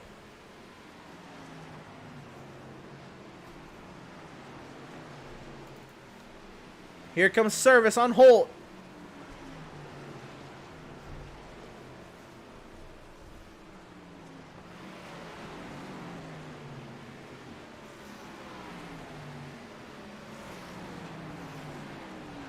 Can't get there. This battle continues between Malenko and Gilliard. I was not expecting this kind of a battle today for position. But good on James Gilliard and very rough for Malenko. James Gilliard, you know, he has not had the runs I think he's deserved. I think he's put a lot of work into the series, and you know, he's one of those troopers who shows up and he finishes as much as he can each week. And today having a decent run in the top 10, 7th position for James Gilliard. See, up 2 spots from where he started, and you know, good on him for keeping in it.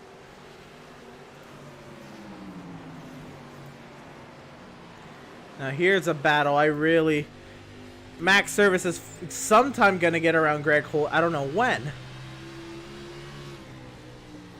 McLuhan and Smith going at it for 9th.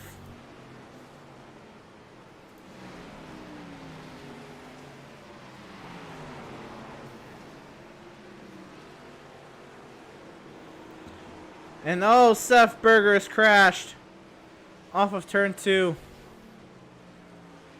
Not again.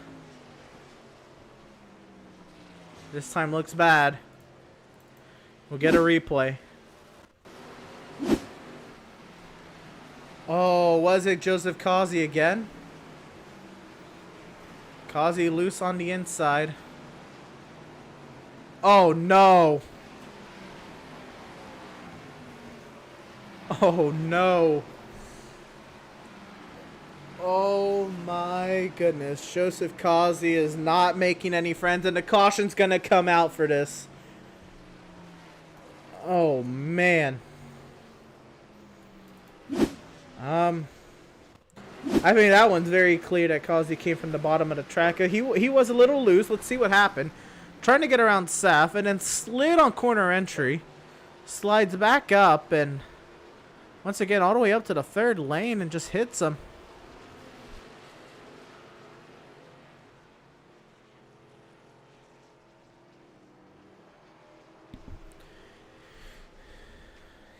Yeah, I don't think there's anyone left in Burger Nation that's gonna like Joseph Causey after tonight. Causey.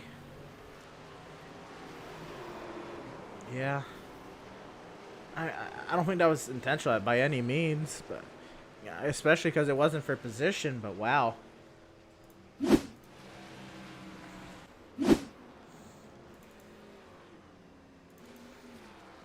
Joseph Causey wins the race off pit road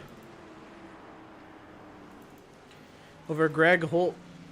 Kevin Thompson, I think, got the wave around, so he's going to pit here. Max Service comes out 3rd. Schumacher 4th. Here comes Thompson into the pit lane.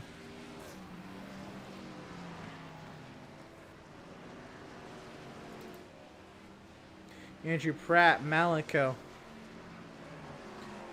Devin Smith, Garrett Velzy. Adam Gardner into the top 10. Good on him.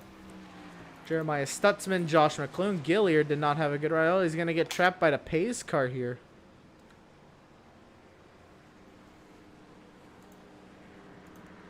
And Gilliard's going to go one down. He'll probably get waved by here, and he does. And Mist comes off the pit lane. He was one of the first drivers a lap down. Ooh, let's see what he has to say, Burger Nation. All right, Kazi. You have some explaining to do for Burger Nation tonight? Burger Nation, I don't want to know explaining. He's the one that wanted to cut me off and then freaking then go and wreck me. That's it was, if you notice, he was checking up during the whole front stretch. It's BS. I don't care what anybody says. You want to race like that? That's bullshit. I didn't fucking wreck him intentionally. He wanted to drive me down to the bottom, and then and I tried to stay off of him. I did what I could, and he didn't call the caution. So then, well, yeah, I appreciate. I don't care what anybody says. I mean, you could see the bullshit. He was playing fucking games down the fucking front straightaways and the rear straightaways. He could have gone. He could have went and gone and passed me instead of playing games. I was questioning the pace because he had worked his way by the other people on fresh tires. Let's see. Yeah, he had fresh tires. He had a full motor. He could have went on past me and kept playing and said, "Oh, I'm gonna get a EOL for some BS bullshit that someone wants to play games for." Right. You have a very fast car. Do you think you're gonna be able to make your way through the pack? Yeah, I'm gonna try. I should be up there, in the lead, but Right. Well, we'll let you get back to it. Appreciate the. Sorry, I'm hostile right now. No, I get it. It can be frustrating, but thanks for the insight. Wasn't sure what was behind all this. So now I know one side of the story. He was playing games instead of just going. Right on. We'll let you get back to it. And that was driver of the number 88, Joseph Kazi, and his side of the story. Let's see if we get another pace lap here. If we get another pace lap, we'll get words in with Seth Berger. But if not, then we'll wait till the next. Yep, and we will. Let's see real quick what Seth Berger has to say. All right, Seth. We got one side of the story. What's yours? I'm just running my line. So yeah, so when I got past him, I just wanted to run my line since he wanted to run his line, and clearly that line was going up into me. So I decided running my line was going to be best. So we're just keep going. We'll try to get back to the lead lap, try to win this race. But yeah, no, it's all good. All right, is there going to be any attempt to work this out post-race? We'll just see what happens. We'll see what happens. Fair enough. Well, I'm not entirely sure when y'all are going to get your official one to go, so we'll let you back to it, but figured we'd try to get both sides of the story all at once. Yep. All right, we'll let you back to it. And that was Seth Berger.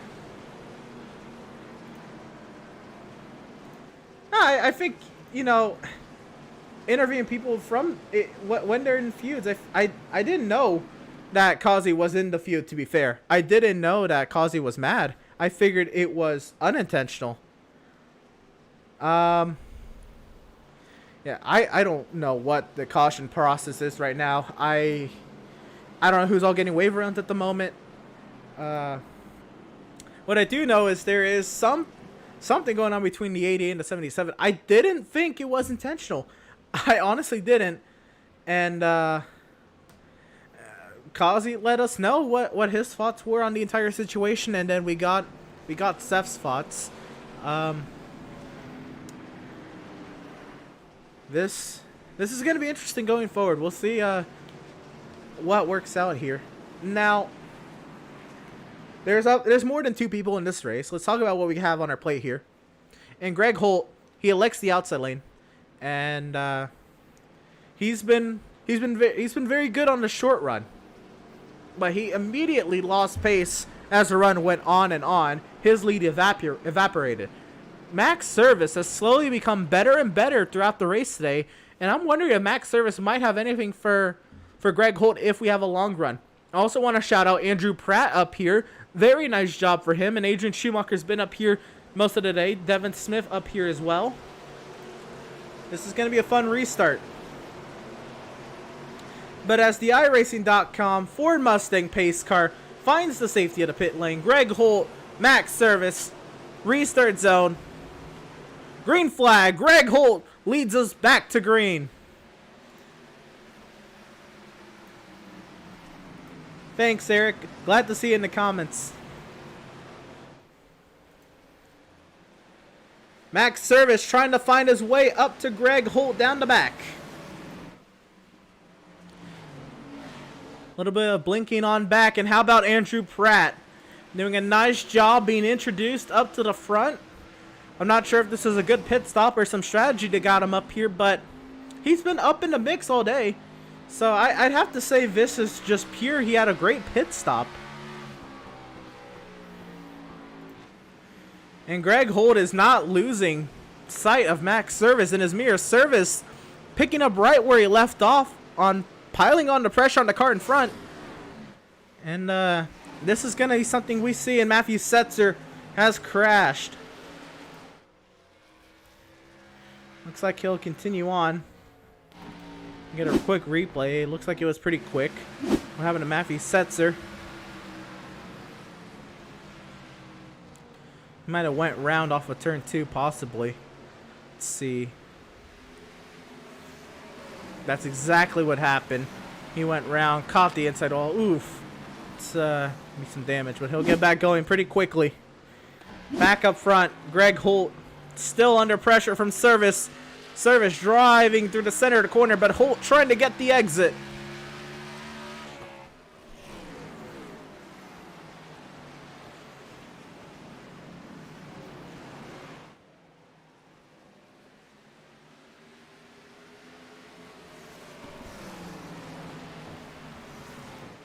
Down the back, Malenko has worked his way up here. Does he have now a long run mindset? He's lost a lot of pace over the long run. Is he going to be able to maintain it now with another fresh restart later in the race? Now he's had some time to really get after it. And Andrew Pratt's one of those people that passed Malenko on the long run.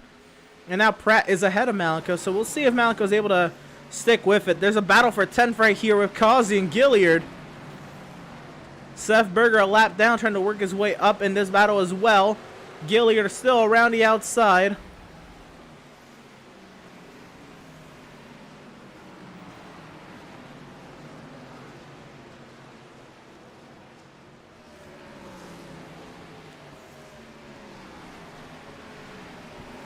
And this is a great battle that continues on.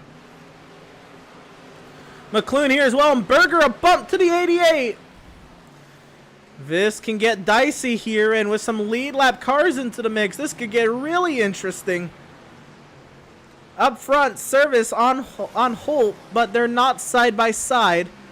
As soon as they go side by side, we'll jump to that. Right here is where the action's at. Causey up the track and almost into Greg Holt. Seth Berger, a lapped car working on Gilliard. That's not for position. Causey, Gilliard, and McLoone are all for position. And this continues on. And Causey trying to get clear of McLoone here through 3. Causey can't get clear of McLoone. Now he does, and now Berger trying to follow suit. Back up front, Max Service still pressuring Greg Holt. Looks like he's not going to leave him alone.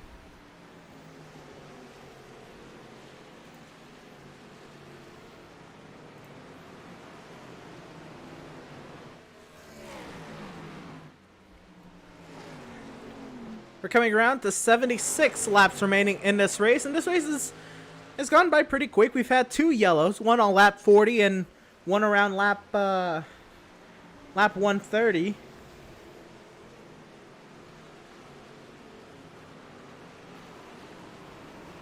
Try to get that exact lap. It was actually 120. It was 130 actually. So there's that. Oh, we got a crash in the back. Gilliard Gardner. Oh boy. I think we're getting. Oh, and across it. Oh, there was nowhere for a Setzer to go. That was bad timing. Setzer's crashed McLuhan, and this is a full course caution. There's the field. Let's get a replay. That was rough.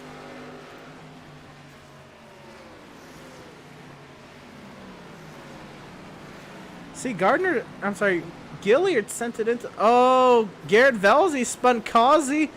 Oh, Causey back up the track into Gilliard. Gardner's Lingerfelt, nowhere to go.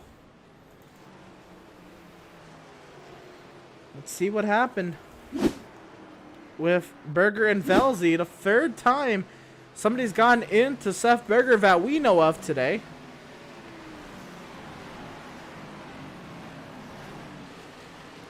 Oh, I think Seth was trying to get to the inside of Causey, and he thought he was clear of Velzy. I don't think that was Velzy's fault, to be fair. Let's get an overhead shot before we really definitively say something about this accident. Overhead shot and see what Velzy saw. So Velzy, a lap. Oh, and he's not a lap car. But Velzy came up the track. But wow, big pile up back here.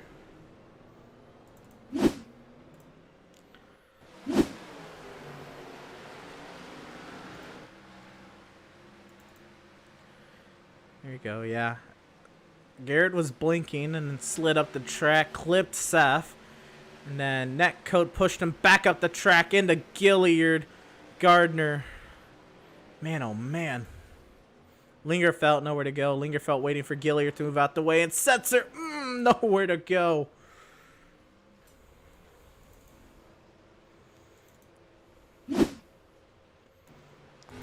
From the helmet cam of Seth Berger. Let's see what it felt like.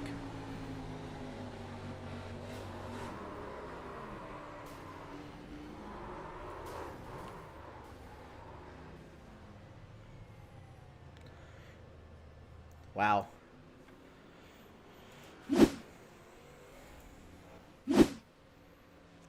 There's Seth on the pit lane. Greg Holt in the race lead.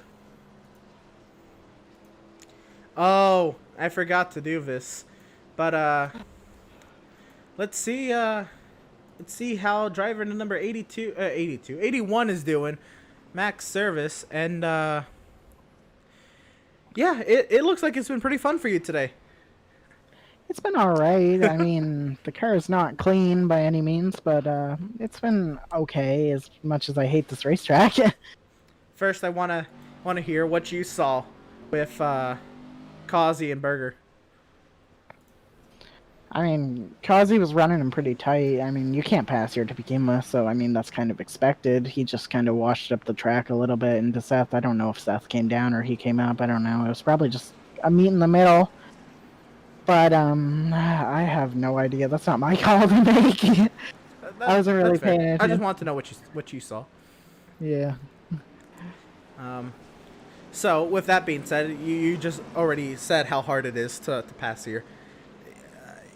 What do you think your pace is compared to Greg Holt? I know on the long run, I feel like you were faster than him, but it is just so hard to pass here. What's the game plan as laps wind down and we get some yellows?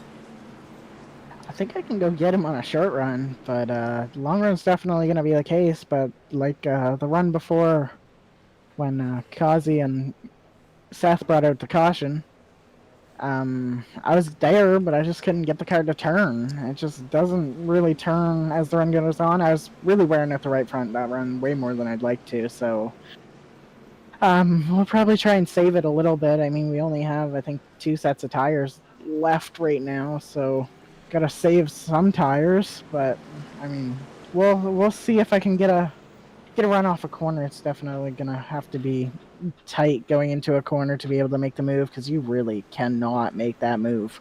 Fair enough. Are y'all going to get another caution lap here, or y'all going green here? I think we're going green. All right, well, I'll let you back to it then. Best luck to you. Thank you. And that was driver of the number 81, Max Service, and he's going to be right up alongside Greg Holt. Here we go, side by side, restart zone, green flag. Greg Holt leads us back to the green.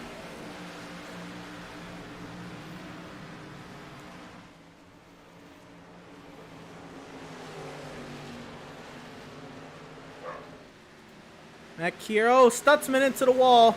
Malenko into the wall as Kazi's working his way through. Kazi now on Schumacher.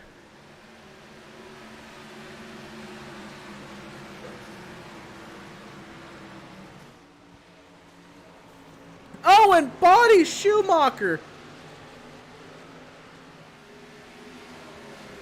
I don't know how Schumacher's going to like that. Kazi is not making any friends today.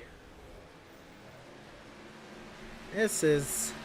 It is very hard to pass here, and I think somewhat of this is expected at a track that is so hard to pass.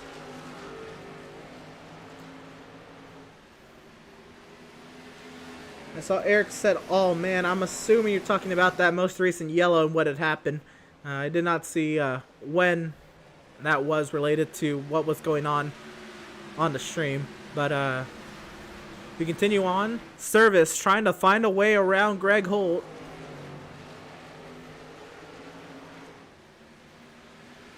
And Andrew Pratt, once again, having a great run and sticking it out up here in 3rd position. Up 7 spots from where he started, and laps winding down. 65 laps to go, and Pratt going at it up here. Now you get the battle for the lead. Here comes Service. He can't get down there. Ben Park has gone off the track and Ben Park has crashed.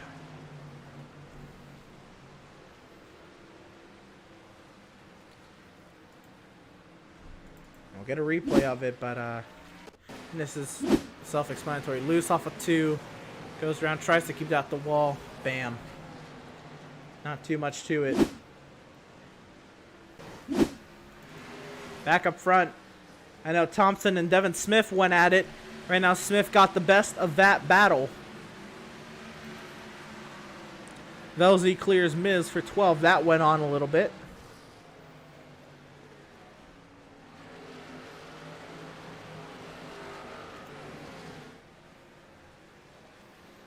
Greg Holt doing a fine job of trying to fend off Max Service. And really a nice job all night. We've seen a bit of Greg Holt. We've seen him be fast. We've seen him lead laps. Haven't seen him put a full race together.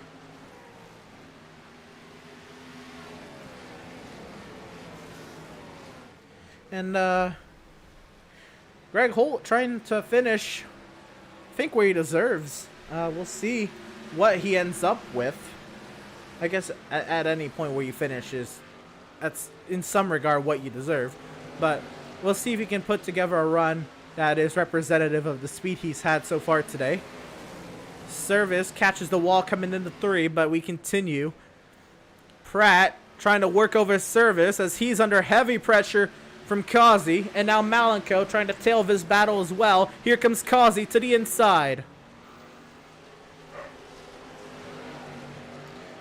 Kazi on Pratt. And Pratt doing a nice job holding on to 3rd.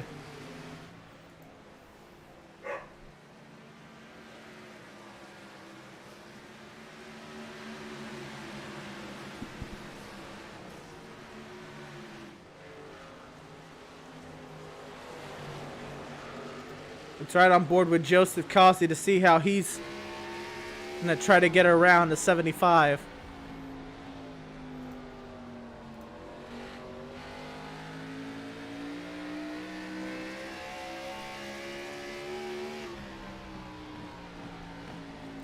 getting really tight up front. Service all over the back end of Holt.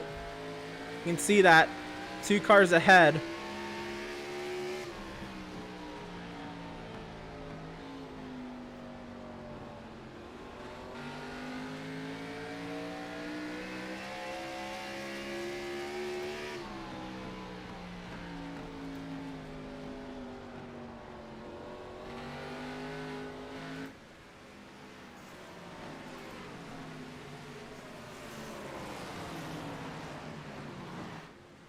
How long can Max ride behind Greg Holt? Oh, Pratt loose off of 3. This could be it for 3rd.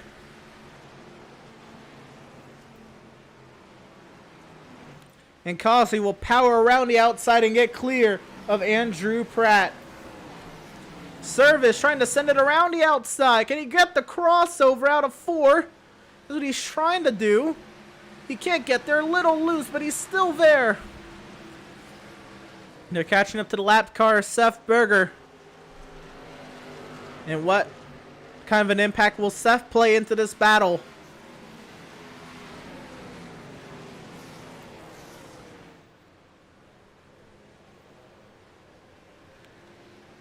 Seth.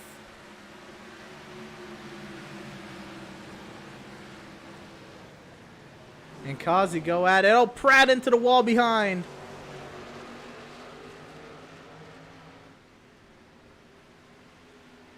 And Pratt trying to make life a little harder for Joseph Causey.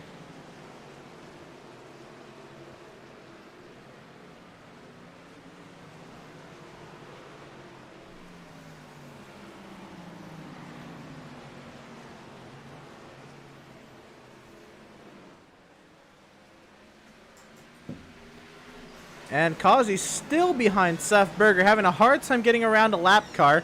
But also now, Service lost a little bit of time to Greg Holt. Ben Park gets out of the way, and Causey, now he's going to bump Berger. Berger really trying to hold up Causey here. This is exactly what's happening here. And Berger doing a great job of holding up Causey. What is Causey going to do? He's probably just going to have to move him out of the way again.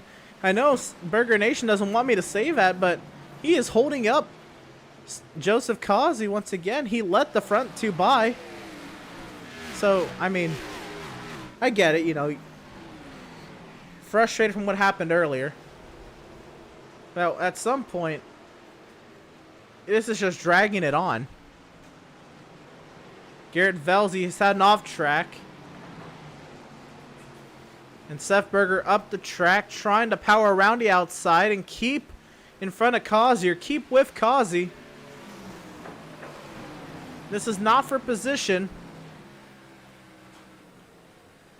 Berger's still out there. Causey trying to do it clean.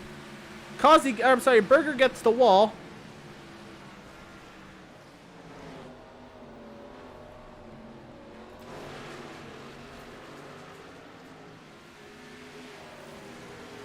Causey loose off of 2 and still fighting Seth. A bit of contact. This continues. Again, Causey not happy with what Berger was doing earlier, cutting him off on corner exit.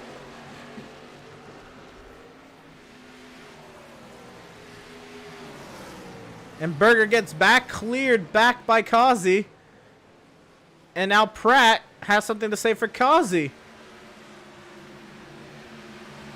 And Malenko getting held up into this battle as well. Schumacher's coming back.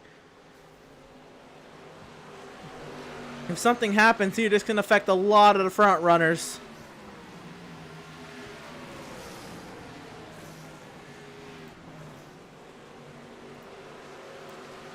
Why shouldn't he hold him up? Everything earlier was BS. I get it. I don't know. Seth is now several laps down, and there's the contact.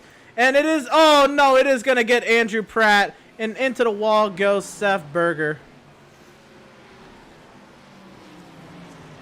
And Stutzman got by Schumacher.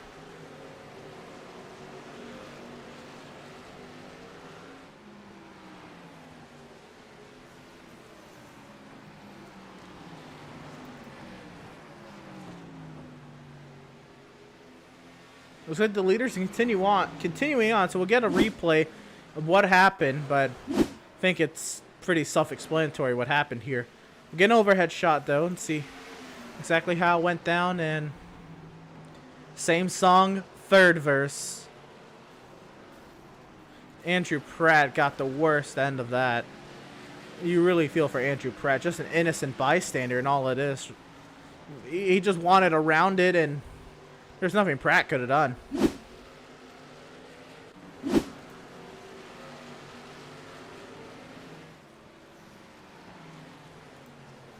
Up front, Holt still holds on to the lead over Max Service.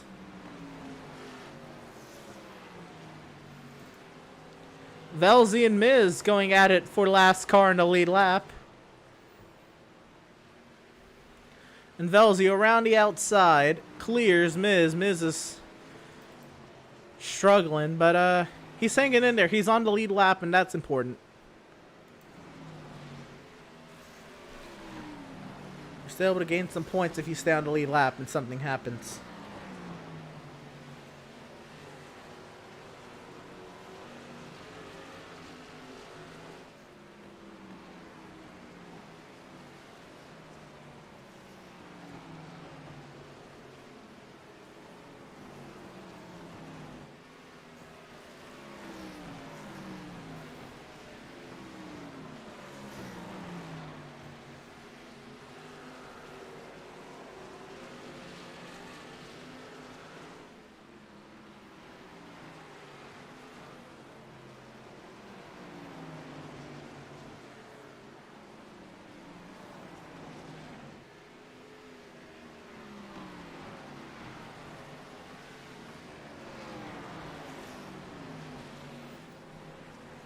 So we continue on up front. Malik on Andrew Pratt. This is a battle that's been brewing, but wasn't really the topic at hand because of Kazi trying to work his way around Seth Berger. So this battle for fourth continues.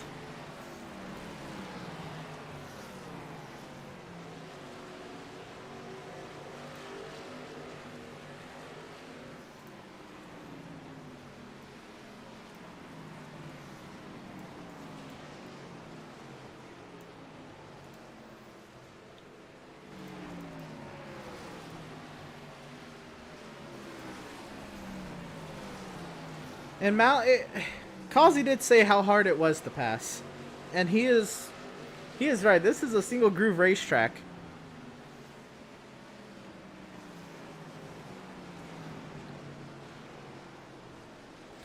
But I don't know. Mark Berger says, "Wow, that second wreck, 88 came up 2 lanes. He should be disqualified." And I'm sure it will be looked at. Especially by admins. I am one of the admins. I'll be sure to voice that when we look at it. But as far as in race, I'm not race control, and I won't have. I do have, I guess, a say in that, but I don't have the power. Whoa, Pratt trying to stick with Malika, almost turned him off of 4. Malika will get by there. Pratt still not done, and Schumacher enters the mix.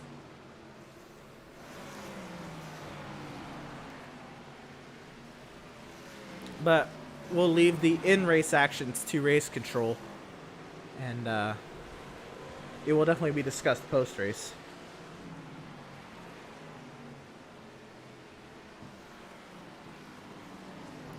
But there's still a race going on, and the race is winding down. We're now with 33 laps to go this time by, as Greg Holt still under attack from Max Service. He comes off of turn 4. And one last time before things really ramp up, let's go a little loud and proud with these 650 horse-powered beasts.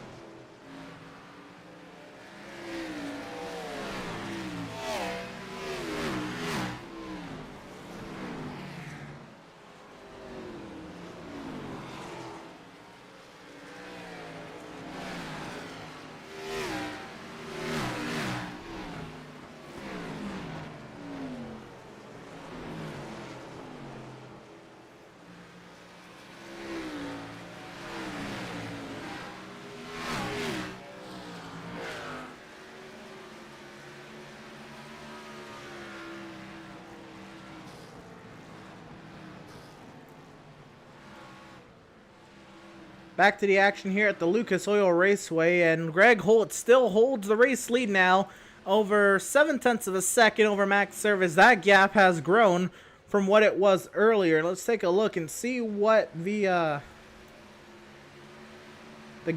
margin was. And here it is. It's been growing ever since. And Service, I think, has really figured out his car is a short run car. He did say it in his interview. We shouldn't be completely surprised. I'm sorry, this is that's Service to Kazi. Service to Holt, but still the same thing. Just the gap between... Well, now, through lap traffic, this gap is closing. And something can go on here. Kazi up to third. Malico and Schumacher go at it. Adrian Schumacher into the wall. But Malico and Schumacher continue to duke it out for fourth.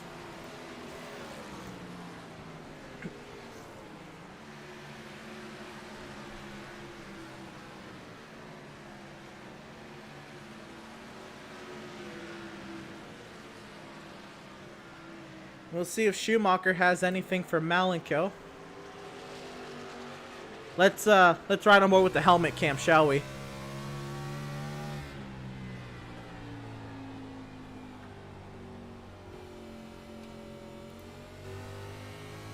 Dan says, I would like to see Mal do the same thing to Kazi.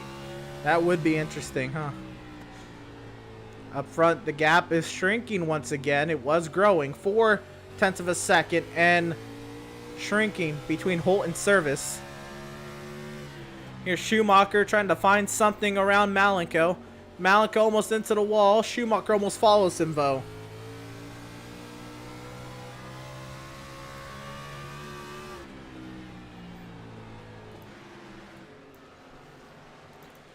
Thompson has gotten around Jeremiah Stutzman.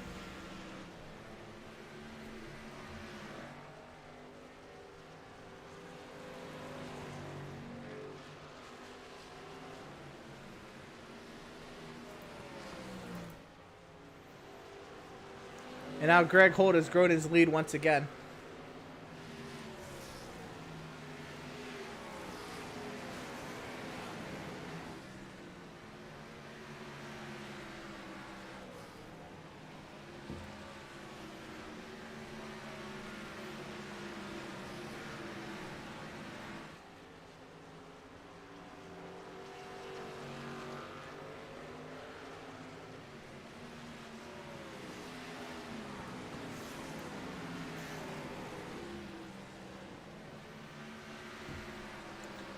Yeah, that gap continues to grow up front with 18 laps to go.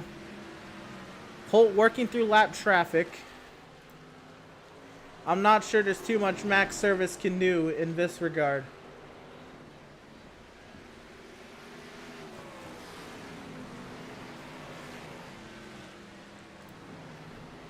Here's a battle on track. This is for the first driver, one lap down. McLoone and Gardner. Whoever is ahead, if there is another caution in this race, whoever is ahead in this battle at the time of caution will get their lap back and will be able to pit. You can get your lap back if every lead lap car in front of you pits, and you'll be obviously in between the pace car and the leader if you stay out. But whoever's the first driver one lap down, by the time the caution flies, will get the lucky dog, is what we call it. And the lucky dog is able to pit with the leaders and get their lap back.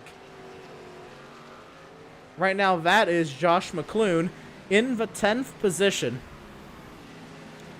And let's say, coming into today, remember, Kevin Thompson was 10 points back of Jason Miz coming into today right now. Kevin Thompson in 7th, Jason Miz in 13th.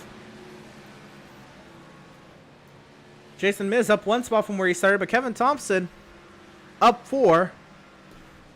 And with every point being, or every position being 1 point, this is a gain of about 7 points for Kevin Thompson. And leaving today, if everything stays as is, Kevin Thompson is now within 3 points of the playoffs. James Gilliard was running well and then got into that accident, had heavy damage.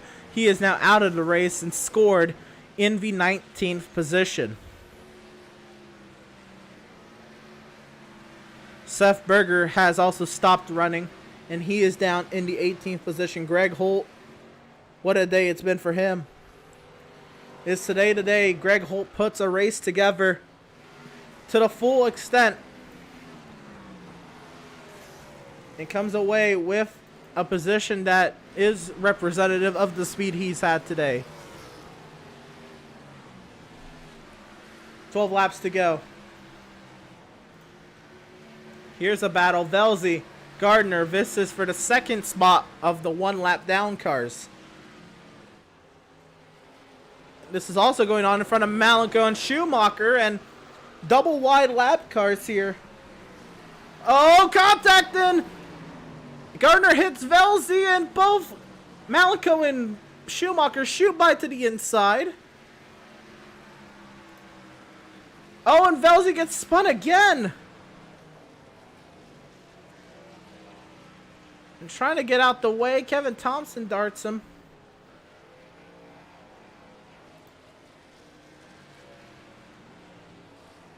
And guys, we have a full course caution. The caution is out. Let's see what happened to Garrett Velzy.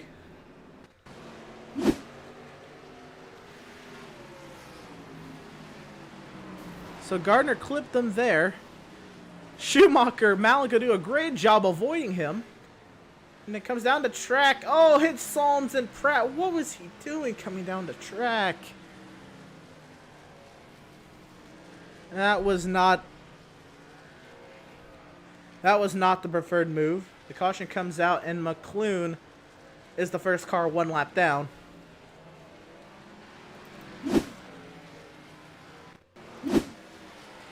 Here it is coming off of turn 2. Gardner gets the wall. He didn't intend to wreck Velzy.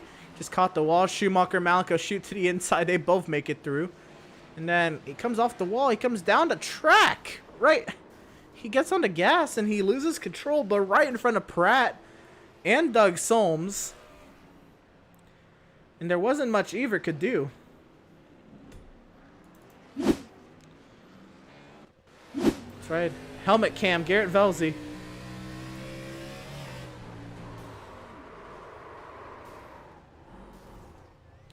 Let's see what happened. He downshifted the first and it went around on him.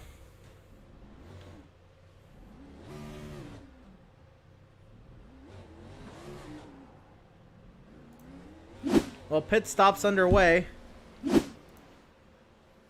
And here's the race off pit road.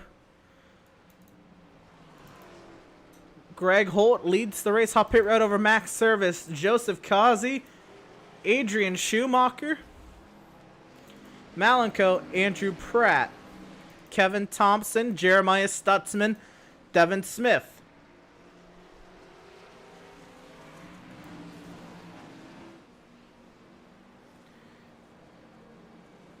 So we've talked to Holt, we've talked to Service, we've talked to McClune, we've talked to Malenko in practice. Let's see if we can get a word in with this guy.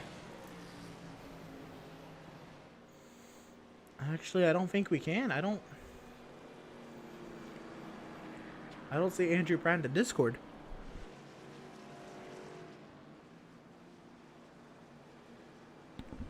I wanted to talk to Andrew Pratt, but not in the Discord. And let's see.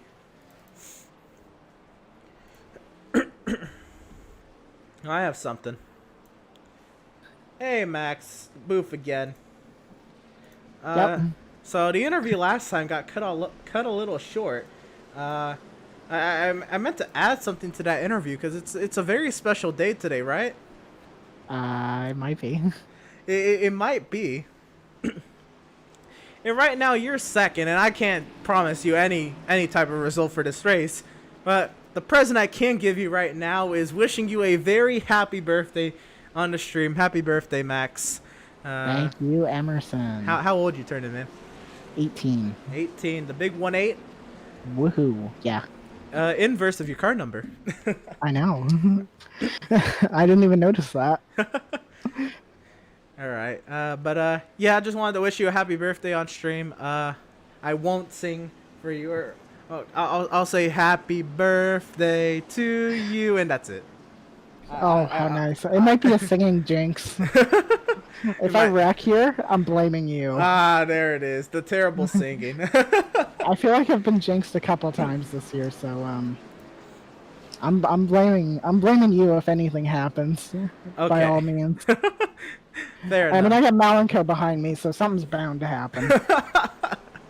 All right, a late race restart, short track, very difficult to pass. What's your game plan?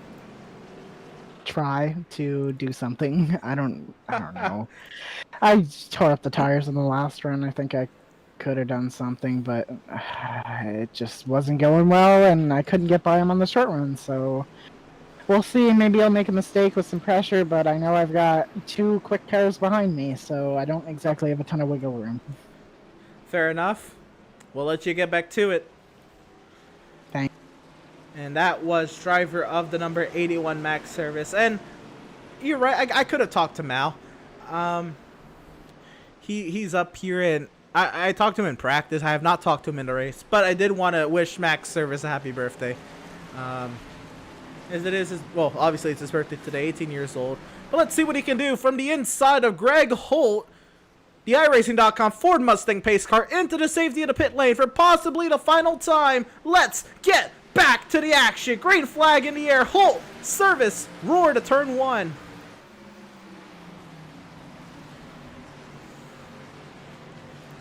Kazi body slams Malenko, around goes Stutzman. And McClune and Miz. This is going to be a big one on the back straightaway. Caution's out. Miz up the track. And Kazi is making no friends today. And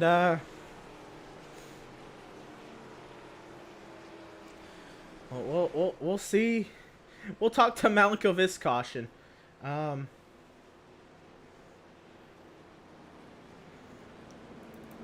Let's get a replay of what happened. So here's the restart.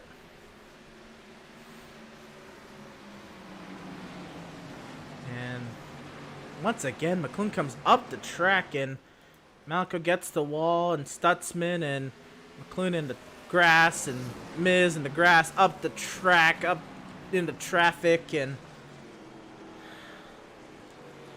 man, oh man, it's not looking good for Joseph Kazi today. It's not. It really is not. Let's see what Malenko saw.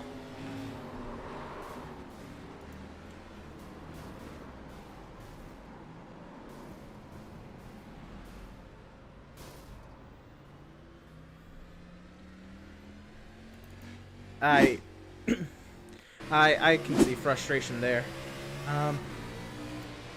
Let's see what Stutzman saw. He's not going to be happy with what happened here. Once again, Kazi up the track. Nowhere for Stutzman to go. Collects Pratt, McClune, Miz. Velzy. Man, oh man.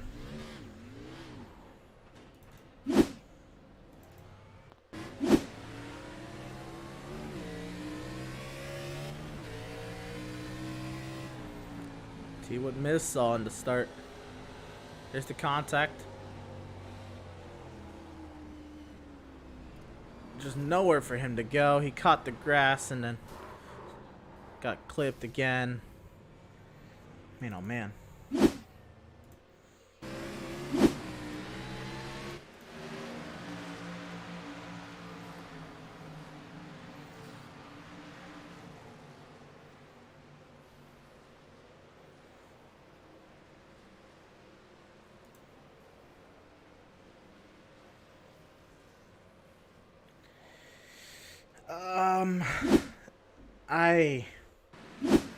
I don't know. I can't defend Kazi.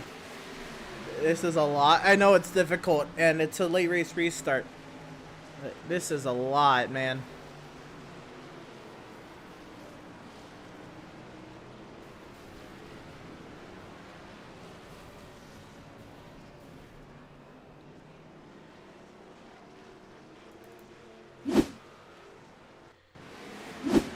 And let's see what Kazi saw.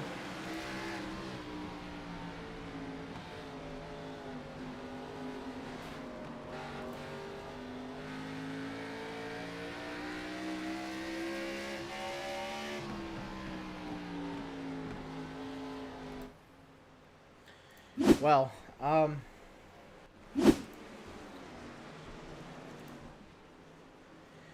yeah. Oh, Malika's car is junked. This is... Maybe it's not... Let's see. Well, you've been requested... You were requested last caution, but I have to sing Max Service a happy birthday. But this was... what happened on that restart, man? Just paying everybody's, dues back. Army Dad hitting literally everything, just like last week. But this time it's cars instead of walls, so... That car looks in rough shape. How bad is it? Oh, well, I don't know if we'll be hitting the gas. Well, we might. Yeah. All right. Well, you're going back green. We'll let you get back to it. But Dan requested your interview. Yeah, that was something. But Holt service, green flag back in the air, racing once again at Lucas Oil. Holt clears service into 1.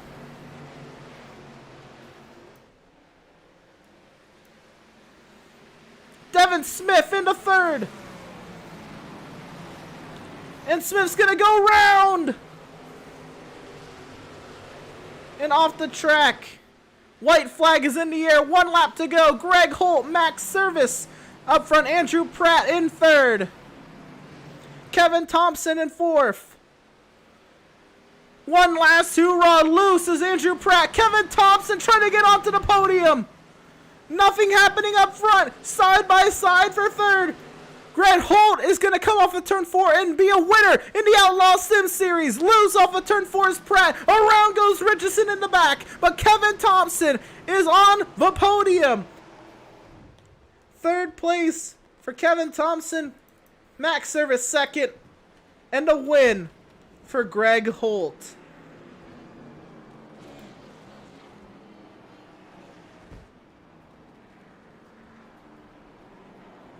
Lisa Pratt says, okay, enough is enough. Kazi's had enough accidents tonight. Time for him to answer for this behavior. Sean Thompson says, hell yes, to the podium for Kevin Thompson and Greg Holt on the front straightaway.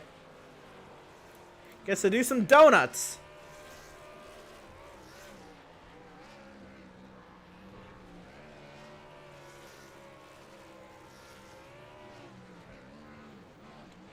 What a great race for Greg Holt.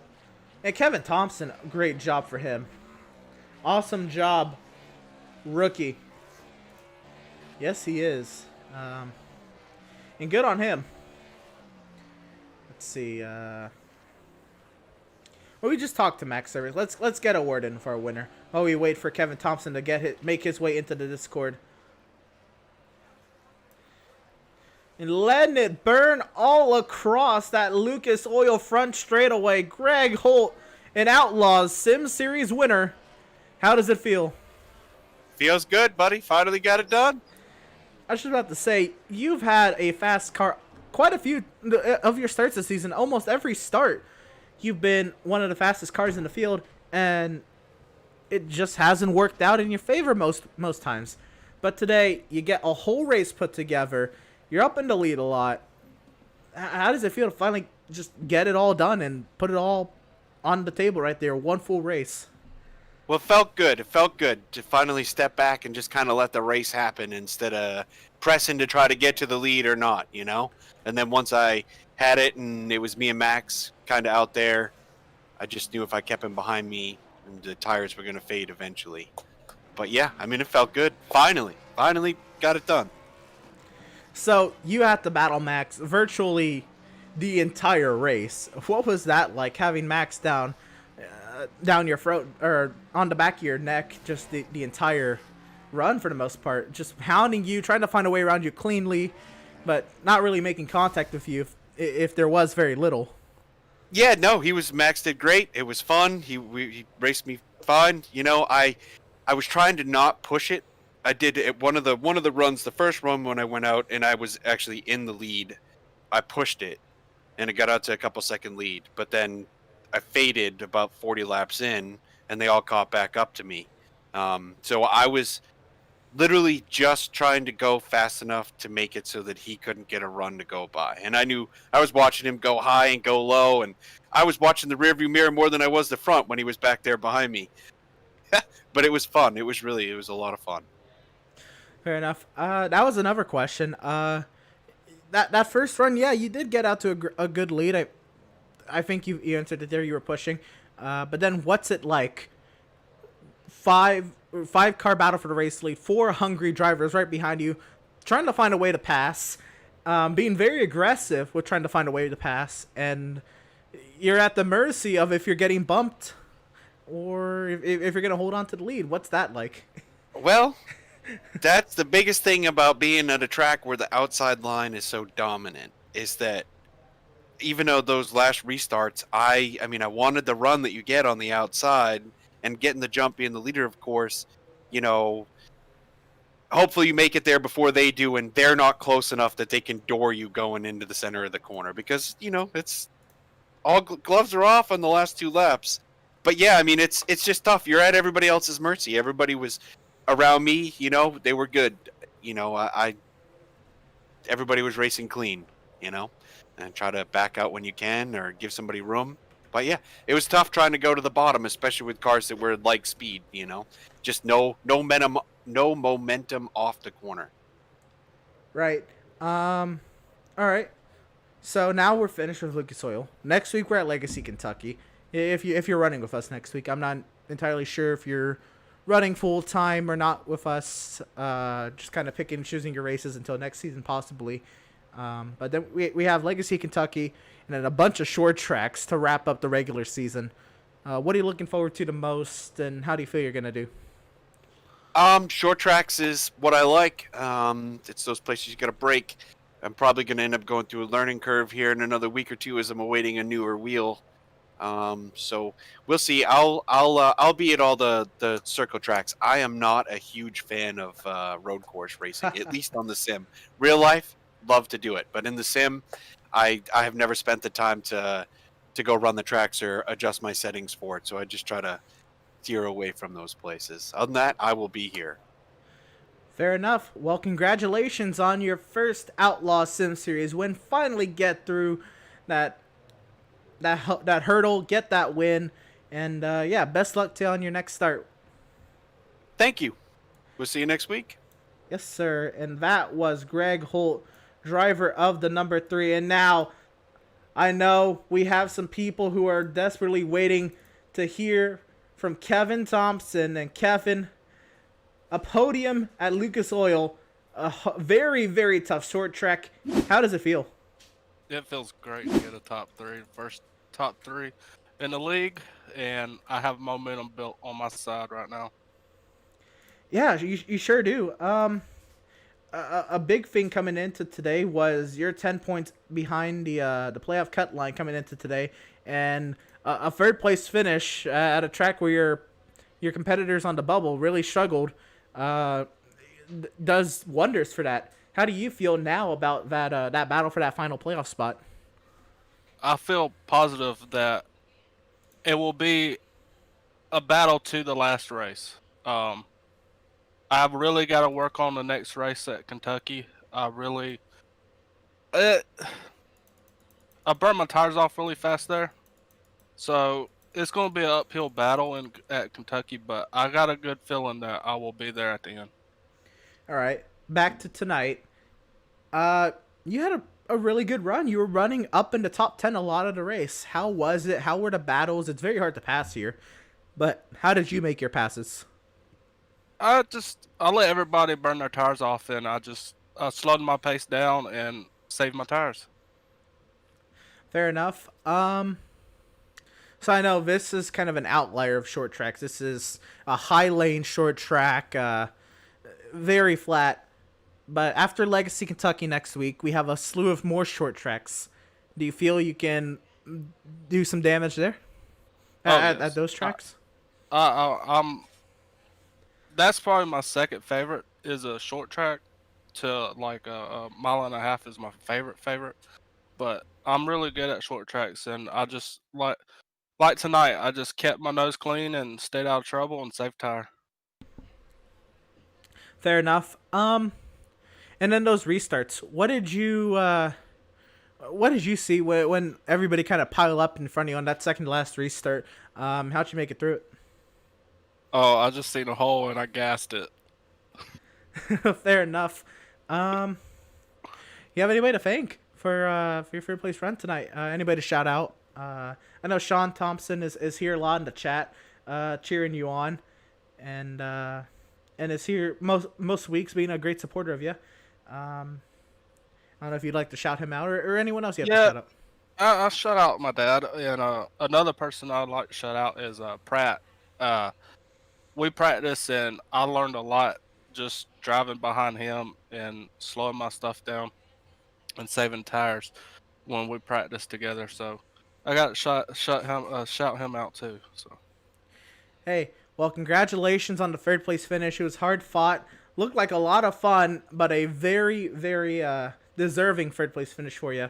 And best of luck to you at Kentucky. And who knows, hopefully we're talking to you on these post race interviews a little bit more. thank you. Right on. And that was third place finisher Kevin Thompson. And now we'll round it out with the birthday boy, Max Service. Not the win, but a second place, another podium. Hard fought race though, very difficult race. How do you feel? I feel pretty good. I mean, all things considered, I couldn't get Greg there. I was trying everything I could the entire last 75 laps, and it just was not going to happen. You can't make the pass, and he was just too good, too consistent. But I'm really happy with second, especially at a track I thought I was going to run maybe top 5 at best. So, I mean, all in all, a pretty good day, and consistency is kind of my key at this point. I don't really win a lot of races. Aw. Well, I talked a lot to you throughout the race a couple times, so more looking on to Kentucky. How are you feeling about Legacy Kentucky? Not too great. I think it's higher banked. That's all I really know. But I don't know. We'll see how it goes. But I don't think I'm gonna be too good there. But if it comes to tire saving, I think I can do pretty solid. But other than that, I don't think it's going to be a very good race for me. I think it's going to go a little bit like Chicagoland, which was not too good. Well, what was it? The singing jinx that didn't let you get to the win here? I think if it was the singing jinx, I would have been in a wall somewhere with a ton of damage, with no fast repair left because I used it on the last pit stop to try and get around Greg. I didn't know y'all had fast repairs. I didn't think y'all were supposed to. But coming into today, at least through practice, the times were very tight. At one point, it was a 5-car battle for the race lead. I think you were at the tail of it. I was just hanging back my time. What was going through your mind watching that, though, and watching the Kazi Berger situation develop, and then watching Schumacher try to hound Greg Holt? What's all going through your mind watching it all? I thought it was pretty good racing. I mean, considering we were in a single file line, there was a lot of bumper bagging. I didn't really want to pardon that, and I knew I couldn't pass them as is because there was no spot in front of anybody to get up there, so I just kind of sat back, tried to save tires as much as I could, and just watch all the action play out and hope I could get an opportunity if they wrecked or something, and they did, and that kind of put me up towards the front. Fair enough. Now, you do anything cool for your birthday today, or this weekend, or this week? There's nothing planned at all. Fair enough. There's not a whole lot you can do right now. Yeah. But all right, congratulations on your second place finish, and happy birthday to you. Happy birthday to you. Happy birthday, dear Max. Happy birthday to you. Have a great one, buddy. That was absolutely wonderful. I really enjoyed it. It was bad. It was really good. I think you did good. I want to hear that every single time for birthday. I want you to sing that on every broadcast. How about that? It's somebody's birthday somewhere, right? Yeah, just insert a random name in there and just like go for it. Why not? Fair enough. Have a good final 2 and some hours, buddy. Oh well, Thank you. you It really is have 45 minutes. Yeah, I was gonna say you have 45 minutes. Forgot you're an hour ahead of Eastern time. Yeah. Woo. Right on. Well, have a great night. Happy birthday, and yeah, best of luck to you next week in Kentucky. Thank you.